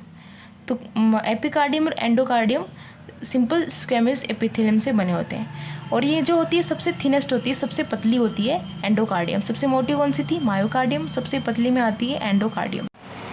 अब इसको एक डायग्राम की हेल्प से समझते हैं। ठीक है, तो बाहर वाली लेयर जो आप देख रहे हो ये कौन सी लेयर थी, पैराइटल पेरिकार्डियम। ठीक है, उसके बाद एक कैविटी आती है जिसको हमने बोला था पेरिकार्डियल कैविटी, जिसके अंदर पेरिकार्डियल फ्लूइड भरा हुआ था। उसके बाद जो लेयर आती है इसको आप विसरल पेरिकार्डियम भी बोल सकते हो या फिर एपिकार्डियम भी बोल सकते हो। ठीक, उसके बाद जो सबसे थिक लेयर होती है वो होती है मायोकार्डियम। ठीक है, तो मायोकार्डियम सबसे थिक लेयर होती है। उसके बाद सबसे थिन लेयर आती है और सबसे इनर मोस्ट लेयर आती है, वो कौन सी होती है, एंडोकार्डियम। ठीक है, तो ये 3 लेयर होती है हार्ट की। फर्स्ट वन इज एपिकार्डियम, उसके बाद मिडिल में आती है मायोकार्डियम जो सबसे थिक होती है, और सबसे एंड में आती है इनर मोस्ट लेयर एंडोकार्डियम। ठीक है, hey everyone, welcome back to another video of life science zoology. इस वीडियो में हम ह्यूमन हार्ट के बारे में डिस्कस करने वाले हैं। इससे पिछले वाले वीडियो में हमने बेसिक के बारे में पढ़ा था और इस वीडियो में हम स्ट्रक्चर के बारे में डिस्कस करेंगे। ठीक है, तो स्टार्ट करते हैं। ह्यूमन हार्ट जो होता है वो 4 चैम्बर्ड होता है। ठीक है, जिसमें कि 2 एट्रिया होते हैं और 2 ही वेंट्रिकल होते हैं। एट्रिया को आप आलिंद भी बोल सकते हो, जो कि ऊपर की तरफ प्रेजेंट होता है और छोटा होता है किससे, वेंट्रिकल से। ठीक है, वहीं पे वेंट्रिकल जिसको निलय भी बोला जाता है वो जो है नीचे की तरफ प्रेजेंट होता है और बड़ा होता है साइज में एज कम्पेयर टू एट्रिया। ठीक है, तो 2 ही एट्रिया प्रेजेंट है और 2 ही वेंट्रिकल प्रेजेंट है। ठीक है, अब इसको डायग्राम की हेल्प से पढ़ते हैं। यहाँ पे आपको ह्यूमन हार्ट का डायग्राम दिखाई दे रहा होगा और 4 चैम्बर भी दिखाई दे रहे होंगे। तो जो एट्रिया है वो 2 तरीके के हैं, राइट एट्रिकल और लेफ्ट एट्रिकल। वहीं पे वेंट्रिकल भी जो है वो राइट वेंट्रिकल और लेफ्ट वेंट्रिकल जो है प्रेजेंट है। तो जो ये राइट वेंट्रिकल है ये बड़ा होता है साइज में, और जो लेफ्ट एट्रिकल है वो छोटा होता है किससे, राइट एट्रिकल से। तो ये डिफरेंस जो है वो किस वजह से है, क्योंकि इन दोनों को जो है सेपरेट करने के लिए बीच में आपको एक सेप्टा दिखाई दे रहा होगा। तो ये सेप्टा प्रेजेंट होता है जिसको बोला जाता है इंटर एट्रियल सेप्टम। ठीक है, इंटर एट्रियल सेप्टम या फिर अंतरा आलिंदी पट। ठीक है, तो जो ये इंटर एट्रियल सेप्टम है ये टिल्टेड होता है, मतलब झुका हुआ होता है किसकी तरफ, लेफ्ट एट्रिकल की तरफ, जिसकी वजह से क्या है, लेफ्ट एट्रिकल का जो साइज है वो छोटा हो जाता है एज कंपेयर टू राइट एट्रिकल। ठीक है, इसी वजह से लेफ़्ट एट्रिकल साइज़ में छोटा होता है और जो राइट एट्रिकल है लेफ़्ट एट्रिकल से थोड़ा सा बड़ा होता है, ठीक है, क्योंकि ये जो इंटरएट्रियल सेप्टम है वो झुका हुआ होता है लेफ़्ट एट्रिकल की तरफ, ठीक है। अब जो ये सेप्टम है ये किससे बना, क्या होता है, ये थिन मस्कुलर वॉल होती है, मतलब पतली पेशिया भित्ति होती है ये, ठीक है, जो इन दोनों को सेपरेट करती है, लेफ़्ट और राइट एट्रिकल को सेपरेट करने का काम करती है। इसी तरीके से राइट वेंट्रिकल और लेफ़्ट वेंट्रिकल को सेपरेट करने के लिए जो सेप्टा प्रेजेंट होता है उसको हमने बोला है इंटरवेंट्रिकल सेप्टम या फिर अंतरानिलय पट, ठीक है। तो यहाँ पे राइट वेंट्रिकल जो है वो छोटा है as compare to left ventricle, ठीक है। लेफ़्ट वेंट्रिकल यहाँ पे बड़ा दिखाई दे रहा है और राइट वेंट्रिकल छोटा है साइज में। अब ये क्यों है, क्योंकि जो इंटरवेंट्रिकुलर सेप्टम है या फिर आप बोलो अंतरानिलय पट है, अब ये झुका हुआ होता है किसकी तरफ, राइट वेंट्रिकल की तरफ, जिसकी वजह से जो राइट वेंट्रिकल है उसका साइज छोटा हो जाता है, ठीक है, टिल्टेड टुवर्ड्स राइट, ठीक है, जिसकी वजह से राइट वेंट्रिकल का जो साइज है वो छोटा हो जाता है। तो हमने यहाँ पे ये समझा कि जो राइट एट्रिकल है और लेफ़्ट एट्रिकल है इसको सेपरेट करने के लिए इंटर एट्रियल सेप्टम प्रेजेंट होता है या अंतरा आलिंदी पट सेपरेट करता है इन दोनों को। और राइट वेंट्रिकल और लेफ़्ट वेंट्रिकल को सेपरेट करने के लिए कौन रिस्पॉन्सिबल होता है, इंटरवेंट्रिकुलर सेप्टम या फिर अंतरानिलयी पट, ठीक है। तो आपस में एट्रिकल सेपरेट कर गए और राइट और लेफ़्ट वेंट्रिकल भी सेपरेट कर गए, लेकिन एट्रिकल और वेंट्रिकल के बीच में भी सेपरेशन ज़रूरी है। तो यहाँ पर भी एक सेप्टा प्रेजेंट होता है जिसको हमने क्या बोला है, ऑरिकुलो वेंट्रिकुलर सेप्टम या फिर आप बोल सकते हो आलिंदी निलयी पट, ठीक है। तो ये जो है एट्रिया और वेंट्रिकुलर को सेपरेट करता है, ठीक। अब यहाँ पर क्या था कि जो राइट वेंट्रिकल और लेफ़्ट वेंट्रिकल को जो सेप्टा सेपरेट करता है वो किससे बना होता है, वो मस्कुलर वॉल होती है या आप बोल सकते हो पेशीय भित्ति होती है, ठीक है। ये वेंट्रिकुलर में जो है मोटी होती है, थिक होती है, और एट्रियल में पतली होती है या थिन होती है, ठीक है। तो ये जो बनी होती है ये एक मस्कुलर वॉल होती है, पेशीय भित्ति होती है, लेकिन जो एट्रिया और वेंट्रिकुलर को सेपरेट करती है सेप्टा, ऑरिकुलो वेंट्रिकुलर सेप्टम, ये क्या होता है, एक फाइब्रस टिश्यू से बना होता है, ठीक है। तो ये डिफरेंस है।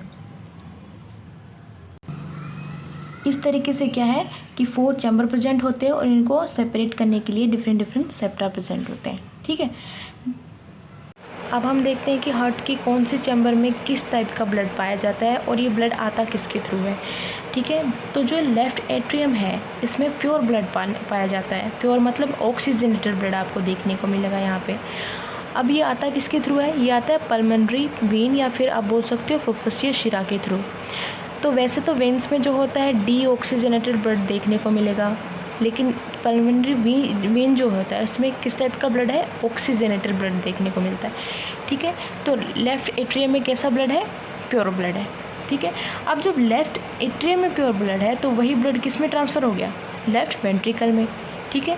तो जो लेफ़्ट एट्रियम है और लेफ़्ट वेंट्रिकल है दोनों में एक कैसे टाइप का ब्लड है, प्योर ब्लड है या आप बोल सकते हो ऑक्सीजनेटेड ब्लड देखने को मिलता है। अब जब लेफ़्ट वेंट्रिकल में प्योर ब्लड है तो ये ब्लड ओल्टा के थ्रू कहाँ ट्रांसफ़र हो जाता है, बॉडी पार्ट्स में, ठीक है। वहीं पे जो राइट एट्रियम होता है इसमें किस टाइप का ब्लड है, इम्प्योर ब्लड या आप बोल सकते हो डीऑक्सीजनेटेड ब्लड है। अब इसमें ब्लड कहाँ से आता है, तो राइट एट्रियम में ब्लड आता है सुपीरियर वेना केवा या अग्र महाशिरा और इन्फीरियर वेना केवा या बोल सकते हो पश्चिम महाशिरा से।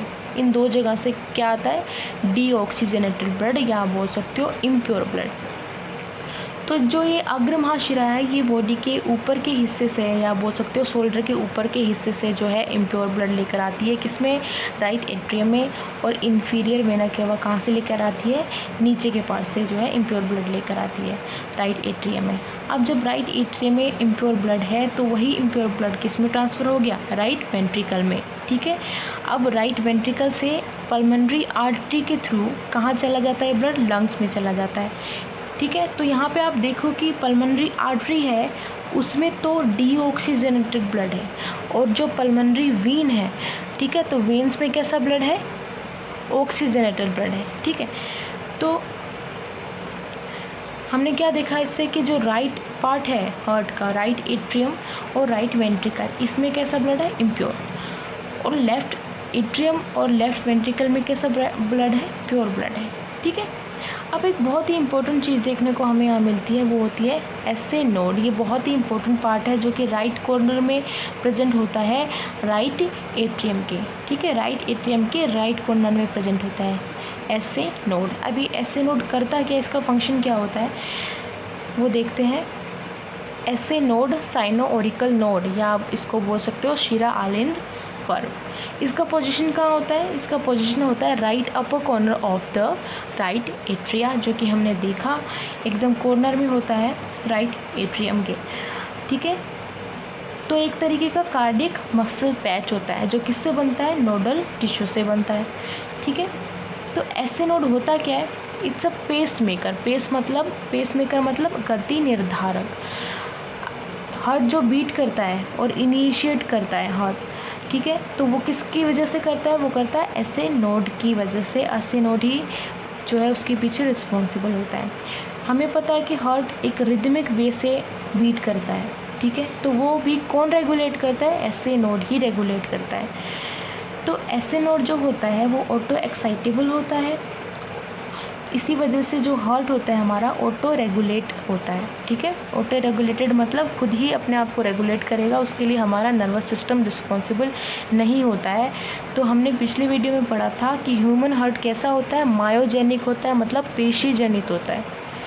ठीक है, पेशी जनित होता है मतलब क्या? मसल जो होती है वो रिस्पॉन्सिबल होती है इम्पल्सेस को ओरिजिनेट करने के लिए। ठीक है, नर्वस सिस्टम इसमें कोई रोल प्ले नहीं करता। लेकिन जो न्यूरोजेनिक काइंड ऑफ हार्ट होता है उसमें क्या होता है? जो नर्व्स होती है वो रिस्पॉन्सिबल होती हैं इम्पल्सेस क्रिएट करने के लिए या फिर ओरिजिनेट करने के लिए। ठीक है, हमारे पास किस टाइप का हार्ट होता है? मायोजेनिक, यानी पेशीजनित। ठीक है, everyone, welcome back to another video of life science geology. इस वीडियो में हम पढ़ने वाले हैं कार्डियक साइकिल के बारे में। ठीक है, तो कार्डियक साइकिल को पढ़ने से पहले हमें स्ट्रक्चर ऑफ हार्ट आना बहुत ज़्यादा ज़रूरी है। ऑल्दो इससे पिछले वाले वीडियो में हमने वो डिस्कस कर लिया था, लेकिन फिर भी एक बार रिवाइज कर लेते हैं। ठीक है, तो हमें पता है कि ह्यूमन हार्ट जो होता है वो 4 चैम्बर होता है। अब ये कौन कौन से चैम्बर होते हैं? पहले आता है right atrium, left atrium, right ventricle and left ventricle. ठीक है, तो कितने चैम्बर हो गया? 4 चैम्बर हो गया। ठीक है, अब जो राइट एट्रियम है इसमें किस तरीके का ब्लड पाया जाता है? डीऑक्सीजनेटेड, या आप बोल सकते हो इम्प्योर ब्लड। अब ये आता कहाँ से? ये आता है सुपीरियर वेना केवा से और इन्फीरियर वेना केवा से। ठीक है, दूसरी तरफ है लेफ्ट एट्रियम। अब लेफ्ट एट्रियम में है प्योर ब्लड पाया जाता है, या आप बोल सकते हो ऑक्सीजनेटेड ब्लड इसमें मिलता है। ये आता कहाँ से? पल्मनरी वेन्स के थ्रू। ठीक है, अब जो ये राइट वेंट्रिकल है इसमें किस तरीके का ब्लड है? ऑफ कोर्स, क्योंकि जो राइट एट्रियम है ब्लड है तो राइट वेंट्रिकल में भी इम्प्योर ब्लड ही आएगा, क्योंकि राइट एट्रियम से ही जो वेंट्रिकल में, तो इसमें भी इम्प्योर ब्लड ही होता है। अब ये ब्लड कहाँ से जाएगा? पल्मनरी आर्टरी के थ्रू लंग्स में। ठीक है, दूसरी तरफ है लेफ्ट वेंट्रिकल।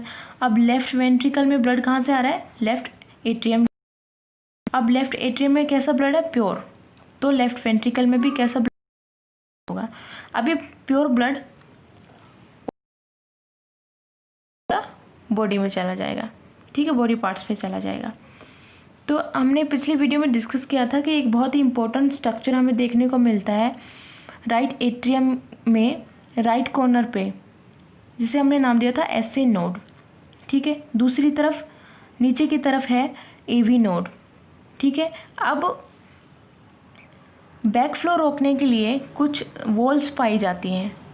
तो राइट एट्रियम और राइट वेंट्रिकल के बीच में जो वॉल्व है हमने उसको क्या नाम दिया है? Tricuspid valve. ठीक है, ट्राइकस्पिड वॉल्व हमने इसको बोला है। दूसरी तरफ लेफ्ट एट्रियम और लेफ्ट वेंट्रिकल के बीच में जो वॉल्व पाई जाती है हमने इसको बोला है बाइकस्पिड वॉल्व। ठीक है, तो ये back flow of the blood को रोकती हैं, ब्लड को वापस जो है एट्रियम में जाने से रोकती हैं।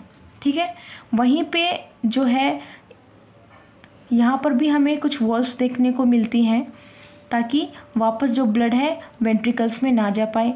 अब यहाँ पे जो वॉल्व्स हैं हमने उसको नाम दिया है सेमी लूनर वॉल्व्स। ठीक है, तो ये है एक बेसिक स्ट्रक्चर जो कार्डियक साइकिल पढ़ने से पहले आपको आना चाहिए। अब स्टार्ट करते हैं कार्डियक साइकिल को। नेक्स्ट है कार्डियक साइकिल। ठीक है, तो कार्डियक साइकिल क्या होती है? एक हृदय स्पंदन के आरंभ से लेकर दूसरे स्पंदन के आरंभ होने के बीच के घटनाक्रम को हृदय चक्र कहते हैं। इट मीन्स एक हार्ट बीट जब स्टार्ट होती है तो वहाँ से लेकर के दूसरे हार्ट बीट के स्टार्ट होने तक, ठीक है, दूसरे हार्ट बीट के स्टार्ट होने तक के बीच के टाइम को या उसके बीच के प्रोसेस को हमने क्या नाम दिया? Cardiac cycle. ठीक है, एक हृदय स्पंदन के आरंभ से लेकर के दूसरे हृदय स्पंदन के आरंभ होने के बीच के घटनाक्रम को हमने क्या बोला? Cardiac cycle. ठीक है, नेक्स्ट है इस क्रिया में दोनों आलिंदों इट मीन्स एट्रिया व दोनों निलयों इट मीन्स वेंट्रिकल्स का क्या होता है? सिस्टोल भी होता है और डायस्टोल भी होता है। सिस्टोल मतलब कॉन्ट्रैक्शन, डायस्टोल मतलब जब वो रिलैक्स पोजीशन में होते हैं। तो एट्रिया और वेंट्रिकल्स का क्या होता है? सिस्टोल भी होगा एक कार्डियक साइकिल में और डायस्टोल भी होगा। ठीक है, नेक्स्ट है 1 मिनट के अंदर हृदय स्पंदन 72 बार होता है। इट मीन्स जो हार्ट बीट होती है वो 1 मिनट के अंदर कितनी टाइम्स होती है? 72 टाइम्स होती है। ठीक है, नेक्स्ट है cardiac cycle duration. Cardiac cycle duration को फाइंड आउट करने के लिए हमने क्या किया? 60/72।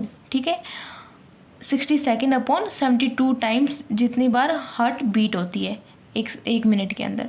तो हाँ, जो कार्डियक साइकिल का ड्यूरेशन है वो कितना निकल कर के आया? 0.8 सेकेंड।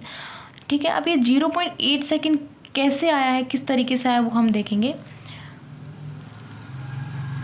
एट्रियल सिस्टोल मतलब आलिंद जब प्रकुंचन करते हैं, कंट्रैक्शन जब करते हैं तो वो कितना टाइम लेते हैं? 0.1 सेकेंड।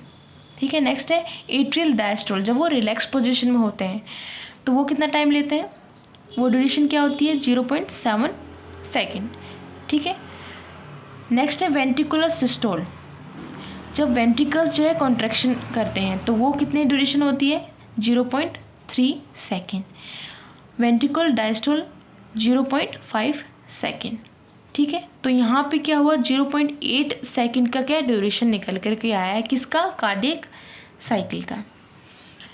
तो नेक्स्ट एक स्टेज आती है जॉइंट।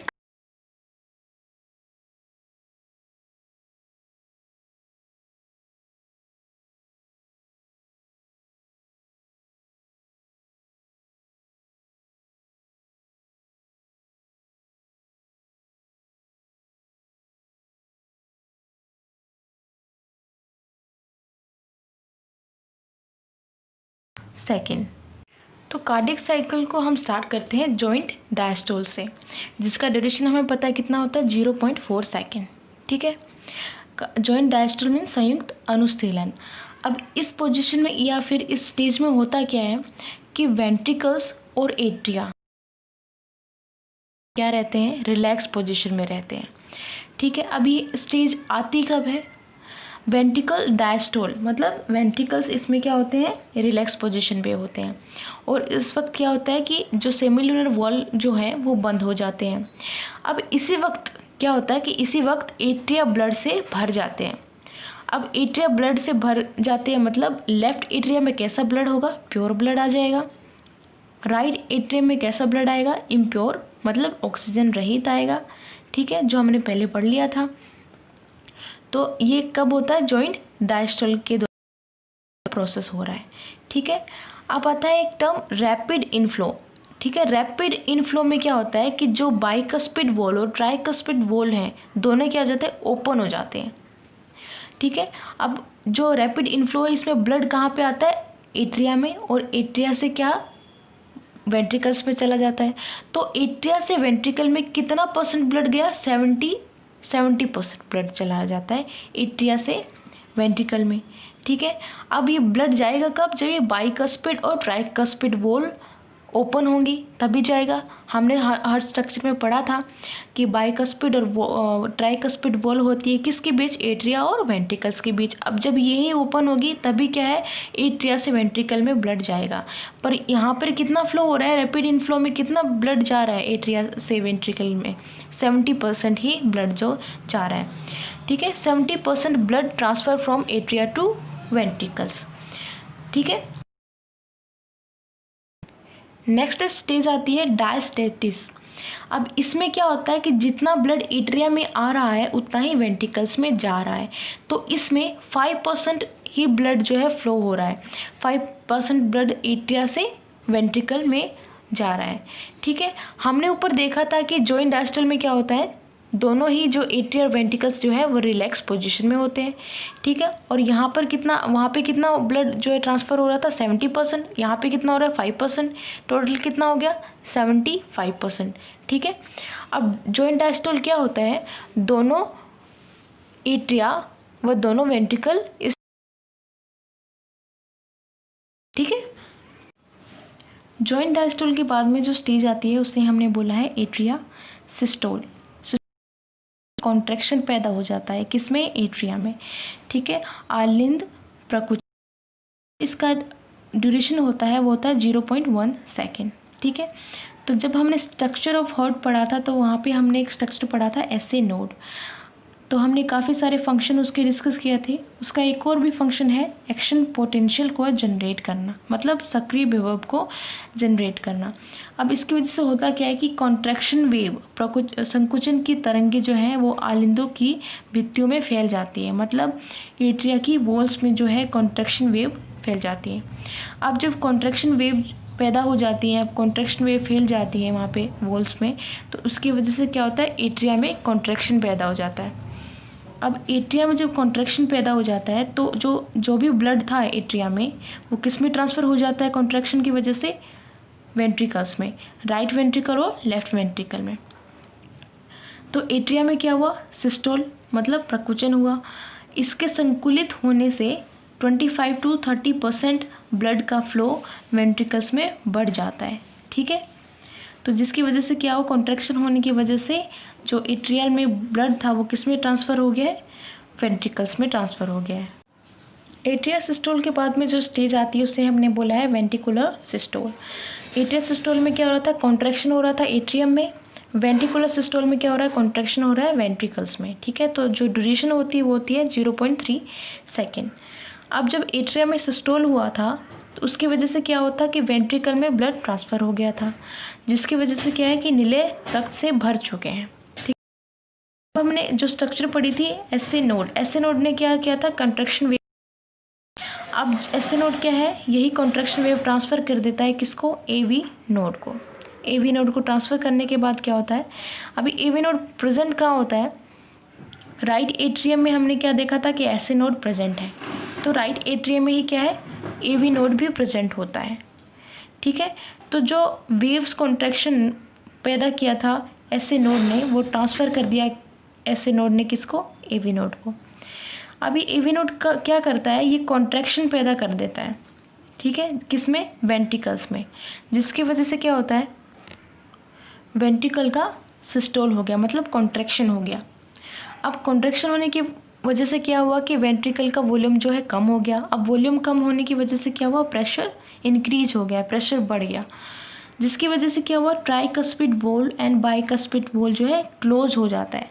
ट्राइकस्पिड वॉल और बाइकस्पिड वॉल क्लोज क्यों होता है, ताकि जो बैक फ्लो है ब्लड का वापस एट्रिया में ब्लड ना जा सके। ठीक है, अब जब ये ट्राइकस्पिड वॉल और बाइकस्पिड वॉल क्लोज होते हैं तो एक साउंड प्रोड्यूस होता है, उसे बोला गया है लब। तो ये फर्स्ट हर्ट साउंड होता है। ठीक है, जिसे क्या बोला जाता है, लब। जिस वक्त वेंट्रिकल सिस्टोल हो रहा होता है उसी वक्त क्या है, एट्रिया डायस्टोल भी हो रहा होता है, जिसका ड्यूरेशन होता है 0.7 सेकेंड। नेक्स्ट स्टेज जो आती है वो आती है वेंट्रिकल डायस्टोल, जिसका ड्यूरेशन है 0.5 सेकेंड। अब होता क्या है कि प्रेशर को रिलीज करने के लिए सेमिलुनर वॉल्व खुल जाएंगे, तो राइट वेंट्रिकल से ब्लड पल्मोनरी आर्टरी में चले जाएंगे और पल्मोनरी आर्टरी से कहाँ चला जाएगा, लंग्स में चले जाएगा। वह लेफ्ट वेंट्रिकल से ब्लड ओटा में चला जाएगा और ओटा के थ्रू पूरी बॉडी में चला जाएगा, जो कि ऑक्सीजनेटेड ब्लड होगा। नेक्स्ट है रक्त का उल्टा प्रभाव ना हो, इसीलिए सेमिलुनर वॉल्व बंद हो जाएंगे और सेमिलुनर वॉल्व बंद होने की आवाज़ को हृदय के दूसरी ध्वनि के रूप में सुनाई देती है, जिसे हमने डब ध्वनि कहा है। ठीक है, तो इसीलिए जो हार्ट का साउंड होता है वो लब डब होता है। इसके बाद फिर से एट्रिया ब्लड से भर जाएंगे, ट्राइकस्पिड व बाइकस्पिड वॉल्व खुले रहते हैं। रैपिड इनफ्लो में 70% ब्लड वेंट्रिकल्स में आ जाता है। इस वक्त एट्रिया व वेंट्रिकल्स दोनों ही संयुक्त रूप से डायस्टोल मतलब रिलैक्स अवस्था में रहते हैं। इसे जॉइंट डायस्टोल भी कहते हैं। इस प्रकार एक कार्डियक साइकिल पूरी हो जाती है। तो पहले स्टेज हमने क्या देखी थी, जॉइंट डायस्टोल, जिसमें क्या था कि एट्रिया व वेंट्रिकल दोनों ही क्या है, रिलैक्स पोजीशन पे थे, रिलैक्स स्टेज में थे। उसके बाद आता है एट्रिया सिस्टोल, मतलब एट्रिया में कॉन्ट्रैक्शन पैदा होता है। देन वेंट्रिकुलर सिस्टोल, अब यहाँ पे वेंट्रिकल्स में जो है सिस्टोल मतलब कॉन्ट्रैक्शन पैदा होता है। जैसे ही जो है ये वेंट्रिकल सिस्टोल हो रहा होता है, उसी वक्त क्या हो रहा होता है, एट्रिया डायस्टोल भी हो रहा होता है। नेक्स्ट होता है वेंट्रिकुलर डायस्टोल, मतलब यहाँ पे वेंट्रिकल जो है वो रिलैक्स पोजीशन पे होता है। उसके बाद वापस से जॉइंट डायस्टोल जो है वो स्टार्ट हो जाता है। तो इस तरीके से एक कार्डियक साइकिल जो है कंप्लीट हो जाती है। ठीक है, तो इस video of life science zoology, इस वीडियो में हम पढ़ने वाले हैं हार्ट बीट के बारे में। ठीक है, तो स्टार्ट करते हैं। Heart beat is the rhythmic contraction and relaxation of the heart. ठीक है, तो हमें पता है कि हार्ट जो है एक रिदमिक वे से क्या करता है, कॉन्ट्रैक्ट करता है और रिलैक्स होता है। ठीक है, तो जो रिदमिक वे होता है कॉन्ट्रैक्शन करने का और रिलैक्स होने का, वही क्या है, हार्ट बीट है। नेक्स्ट है it is 72 times per minute in an adult person at rest. तो जब हमारी बॉडी रेस्ट कर रही होती है या हम जब नॉर्मल कंडीशन में होती हैं, तो हमारा जो हार्ट रेट है वो कितना होता है, 72 टाइम्स पर मिनट। पर ये वेरी करता है, कैसे, जब हम हैवी एक्सरसाइज करते हैं या फिर हम दौड़ रहे होते हैं, तो आपने नोटिस किया होगा कि हमारा हार्ट बीट बहुत ही तेज़ हो जाता है। उस टाइम क्या होता है कि हमारा हार्ट रेट बढ़ जाता है। ठीक है, नॉर्मल से बढ़ जाता है। बट जैसे जैसे हमारी बॉडी नॉर्मल सिचुएशन में आती है, वापस से 72 टाइम्स पर मिनट हमें नोटिस करने को मिलता है। ठीक है, these beats are audible and are known as lub dub. तो इसको आप आसानी से सुन सकते हो इन बीट्स को, और जो साउंड हमें सुनने को मिलता है वो क्या होता है, लब डब। ठीक है, हमने पिछले वीडियो में पढ़ा था कि जो लब साउंड है क्यों प्रोड्यूस होता है, क्योंकि जब tricuspid valve and bicuspid valve जब क्लोज होती हैं तो कौन सा साउंड प्रोड्यूस होता है, लब। और जब सेमिलुनर वॉल्व क्लोज होती है तब कौन सा साउंड आता है, डब। ठीक है, नेक्स्ट है each heart beat consist of systole and diastole. Systole मतलब कॉन्ट्रैक्शन जब करता है हार्ट, डायस्टोल मतलब जब हार्ट रिलैक्स पोजीशन में होता है। तो हार्ट बीट की जब हम बात कर रहे होते हैं तो हम कॉन्ट्रैक्शन और रिलैक्सेशन की ही बात कर रहे होते हैं। नेक्स्ट आता है heart rate varies organisms to organisms. अब जो हार्ट रेट है वो वेरी करता है organism to organism. For example elephant में हमें देखने को मिलता है 20 to 25 टाइम्स पर मिनट, वहीं पे हॉर्स में होता है 32 to 37 टाइम्स पर मिनट। ठीक है, अब एक चीज़ यहाँ पे नोटिस करने को मिलती है, जो बड़े ऑर्गेनिजम्स होते हैं, फॉर एग्जांपल एलिफेंट बहुत एक बड़ा ऑर्गेनिज्म है, हॉर्स भी बड़ा है, लेकिन इनका हार्ट रेट क्या है, वो कम है। वहीं पे जो छोटे ऑर्गेनिज्म है उनमें हार्ट रेट क्या होता है, ज़्यादा होता है। ह्यूमंस में भी ऐसा ही है, इन्फेंट में हार्ट रेट ज़्यादा होती है और वहीं पे जब अडल्ट होते हैं तो हमारा हार्ट रेट नॉर्मल आ जाता है 72 टाइम्स पर मिनट। नेक्स्ट है heart rate also depends on age and body posture, these factor also effect the heart rate. अब एज का भी फर्क पड़ता है, ठीक है, हार्ट रेट पे। तो एज के साथ जो हार्ट रेट है वो चेंज हो जाती है, और बॉडी पोस्चर मतलब अगर आप बहुत डरे हुए हो या आप सरप्राइज हो गए तो हार्ट रेट इंक्रीज हो जाती है और कभी कभी डिक्रीज भी हो जाती है। ठीक है, तो एज का और बॉडी पोस्चर का दोनों का ही इफेक्ट पड़ता है हार्ट रेट पे। ठीक है, नेक्स्ट नर्वस कंट्रोल यानी कि तंत्रिका नियंत्रण। हृदय गति का मुख्य तंत्रिकीय नियंत्रण केंद्र यानी कि जो हार्ट रेट का जो मेन नर्वस कंट्रोल है वो हमें कहाँ देखने को मिलता है, मेडुला ऑब्लोंगाटा में देखने को मिलता है। इसमें हार्ट का कार्डियक सेंटर भी पाया जाता है। अब जब कार्डियक सेंटर की हम बात करते हैं तो इसको हमने दो पार्ट्स में डिवाइड कर लिया, ठीक है। पहला है एक्सीलरेटर, जिसको हृदय त्वरक भी बोलते हैं, और कार्डियक इनहिबिटर यानी कि हृदय निरोधक। अब जो कार्डियक एक्सीलरेटर है वो सिंपैथेटिक नर्व के थ्रू इम्पल्सेस भेजता है, किसको? एसए नोड को, या जिसको हम पेसमेकर भी बोलते हैं। ठीक है, तो कार्डियो एक्सीलरेटर ने इम्पल्सेस भेजा है सिंपैथेटिक नर्व के थ्रू, किसको? एसए नोड को, यानी कि पेसमेकर को, मतलब साइनो एरिकुलर नोड को। और इधर कार्डियक इनहिबिटर भी इम्पल्सेस भेजता है वेगस नर्व के थ्रू एसए नोड को। तो दोनों ही एक तरीके से एसए नोड को इम्पल्सेस भेज रहे हैं। बट यहाँ पे फर्क क्या देखने को मिलता है कि जो कार्डियो एक्सीलरेटर है, अगर वो इम्पल्सेस भेजता है सिंपैथेटिक नर्व के थ्रू एसए नोड को, इट मीन्स उसकी वजह से क्या होता है कि हार्ट रेट जो है इंक्रीज हो जाती है। ठीक है, इंक्रीजमेंट यहाँ पे हमें देखने को मिलता है हार्ट रेट में। वहीं पे जो कार्डियक इनहिबिटर है, अगर ये इम्पल्सेस भेज देता है वेगस नर्व के थ्रू एसए नोड को, तो इसके वजह से क्या होता है? हार्ट रेट डिक्रीज हो जाती है। तो ये डिफरेंस हमें यहाँ पे देखने को मिलता है। इस चीज़ को सिंप्लीफाइड तरीके से पढ़ने के लिए हमने इसको अलग अलग तरीके से डिवाइड कर दिया है। मीन्स कि इमरजेंसी सिचुएशन में क्या होता है और नॉर्मल कंडीशंस में क्या होता है। तो जब इमरजेंसी की सिचुएशन होती है, मान लीजिए ऐसा कुछ आपने देख लिया जो शॉकिंग था या आप डर गए, उस सिचुएशन में क्या होता है? हार्ट रेट इंक्रीज हो जाती है। तो वो कैसे होती है वो हम पढ़ने वाले हैं कि इमरजेंसी सिचुएशन में सिंपैथेटिक जो नर्व है वो एक्टिवेट हो जाती है। ठीक है, जिसकी वजह से क्या होता है? एड्रेनर्जिक नर्व फाइबर क्या सिक्रिएट करता है? नोर एड्रेनल हार्मोन सिक्रिएट करता है। ठीक है, अब ये नोर एड्रेनल हार्मोन की वजह से क्या होता है? टैकीकार्डिया हो जाता है, मतलब हार्ट रेट इंक्रीज हो जाती है। जब भी आपको कोई शॉक लगता है या आप कभी डर जाते हो तो आपने नोटिस किया होगा हार्ट रेट इंक्रीज हो जाती है। तो वो क्यों होती है? क्योंकि सिंपैथेटिक नर्व जो है एड्रेनर्जिक नर्व फाइबर के थ्रू नोर एड्रेनल जो हार्मोन है वो रिलीज करती है। तो हार्ट रेट का इंक्रीज हो जाना किसकी वजह से होता है? एड्रेनल भी आप बोल सकते हो या इपिनेफ्रिन भी बोल सकते हो, नोर एड्रेनल भी आप बोल सकते हो। इस हार्मोन की वजह से क्या होता है? हार्ट हो जाती है। ठीक है, तो ये सिचुएशन होती है इमरजेंसी के दौरान। नेक्स्ट हम पढ़ते हैं पैरासिम्पैथेटिक में क्या होता है। तो पैरासिम्पैथेटिक जो नर्व होती है जब वो एक्टिवेट होती है, ये नॉर्मल सिचुएशन की हम बात कर रहे हैं। ठीक है, तो उस वक्त क्या हो जाता है कि कोलिनर्जिक नर्व फाइबर क्या सिक्रेट करता है? Acetyl choline. ठीक है, एसिटाइल कोलिन की वजह से क्या होता है? ब्रेडिकार्डिक हो जाता है, जिसके में क्या होता है कि हार्ट रेट वापस से डिक्रीज हो जाती है, हार्ट रेट डिक्रीज हो जाती है। ठीक है, तो जब कभी कभी क्या होता है कि हार्ट रेट बहुत ज़्यादा इंक्रीज होती है, तो उसको डिक्रीज करने के लिए क्या हम एसिटाइल कोलिन दे सकते हैं? बिल्कुल दे सकते हैं।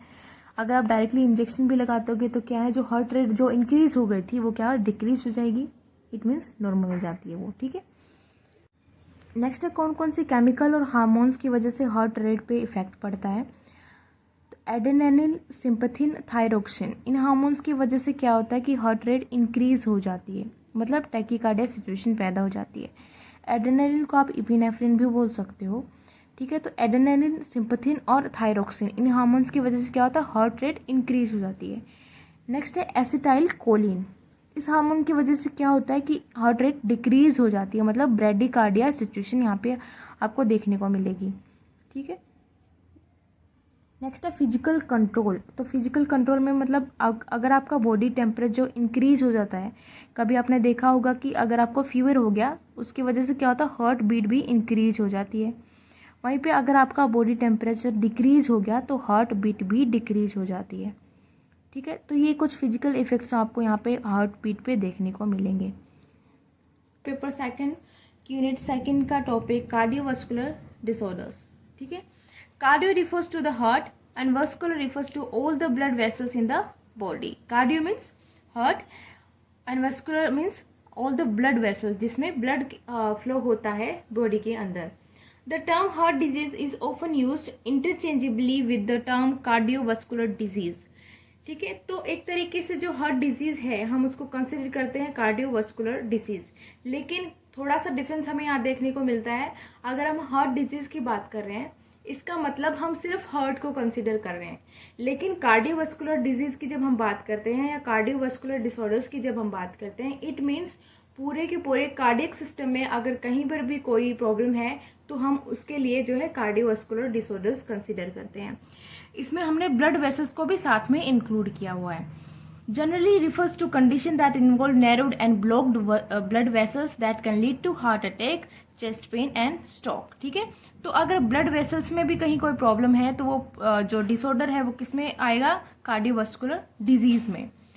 नेक्स्ट है symptom of cardiovascular issue include pain and pressure in the chest which may indicate एंजीना। ठीक है, तो ये कुछ सिम्टम है। अगर हमें इस तरह का कोई डिसऑर्डर होता है तो इस तरह के सिम्टम जो है वो हमें देखने को मिलता है, राइट। पेन और discomfort in the arms, left shoulder, elbow, jaws and back. तो अगर हार्ट में कभी भी प्रॉब्लम होती है तो मोस्टली क्या होता है कि आर्म्स में जो है पेन फील होता है, स्पेशली लेफ्ट शोल्डर में हमें जो है पेन फील होता है। नेक्स्ट है शॉर्टनेस ऑफ ब्रीथ, सांस जो है फूलने लग जाती है। स्वेटिंग, एक्सेस ऑफ स्वेटिंग हमें फील होती है। एक्सट्रीम फैटीग, बहुत ज़्यादा थकान होती है, भले आप कोई फिजिकल वर्क करो ना करो लेकिन उसके बावजूद क्या है, बहुत ज़्यादा फटीग यानी थकान फील होती है।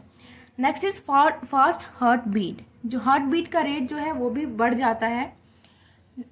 नेक्स्ट इज रेस्पिरेटरी इन्फेक्शन और कफ, तो इस कंडीशन में क्या है, रेस्पिरेटरी इन्फेक्शन भी जो है देखने को मिलता है और एक्सेस ऑफ कफ होता है जो कि एक वर्स कंडीशन तक चला जाता है।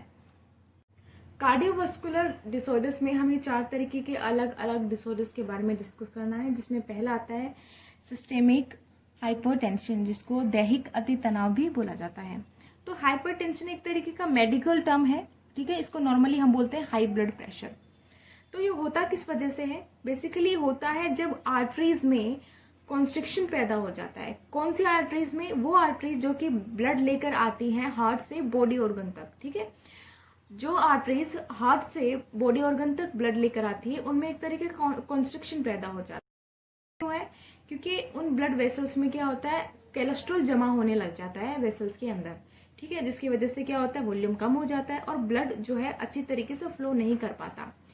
ठीक है, तो ये कंडीशन तब आती है हाइपरटेंशन, राइट। अब ये होता किस वजह से, कोज क्या होते हैं हाइपरटेंशन का। Common factors that can lead to high blood pressures include a diet high in salt, fat and cholesterol. अगर हम अपनी डाइट में एक्सेस ऑफ सॉल्ट या फैट या कोलेस्ट्रॉल जो है कंज्यूम कर रहे हैं, इट मीन्स वो जो चीज़ें हैं वो एक टाइम के बाद में क्या है, हाइपरटेंशन कंडीशन का कोज बन सकती हैं। तो जितना हो सकता है इन सब चीज़ों को अवॉइड करना चाहिए। Next is chronic condition such as kidney and hormone problem. अगर किडनी प्रॉब्लम या हार्मोन प्रॉब्लम है तो भी वो कोज हो सकता है हाइपरटेंशन का। Next is family history, specially parents और other close relatives have high blood pressure. अगर फैमिली में अगर पेरेंट्स को या क्लोज रिलेटिव्स को हाइपरटेंशन हुआ है या है तो चांसेस हो सकते हैं कि जो आगे आने वाले जनरेशन है उनको भी हाइपरटेंशन जो है पॉसिबल हो सकता है। नेक्स्ट है symptom of severe high blood pressure. तो अगर हमें हाई ब्लड प्रेशर है तो हमें किस तरह के सिम्टम जो है वो देखने को मिलते हैं। फर्स्ट है headache, nose bleed, fatigue and confusion. तो ये कुछ सिम्टम्स हैं हाई ब्लड प्रेशर के जो हमें नोटिस होते हैं अगर हमें हाई ब्लड प्रेशर है तो। लेकिन जो एक्चुअली में आपको हाई ब्लड प्रेशर है कि नहीं वो डायग्नोज करने के बाद ही पता चलता है, बट ये सिम्टम है जो कि नॉर्मली पाए जाते हैं अगर किसी पेशेंट को क्या है हाइपरटेंशन है तो। नेक्स्ट है angina pectoris. Angina is caused by reduced blood flow to your heart muscles. हमारी बॉडी के अंदर जितने भी ऑर्गन होते हैं सबको अपनी स्मूथ फंक्शनिंग के लिए ऑक्सीजन की रिक्वायरमेंट होती है और वो ऑक्सीजन उन्हें कहाँ से मिलती है, ब्लड के थ्रू।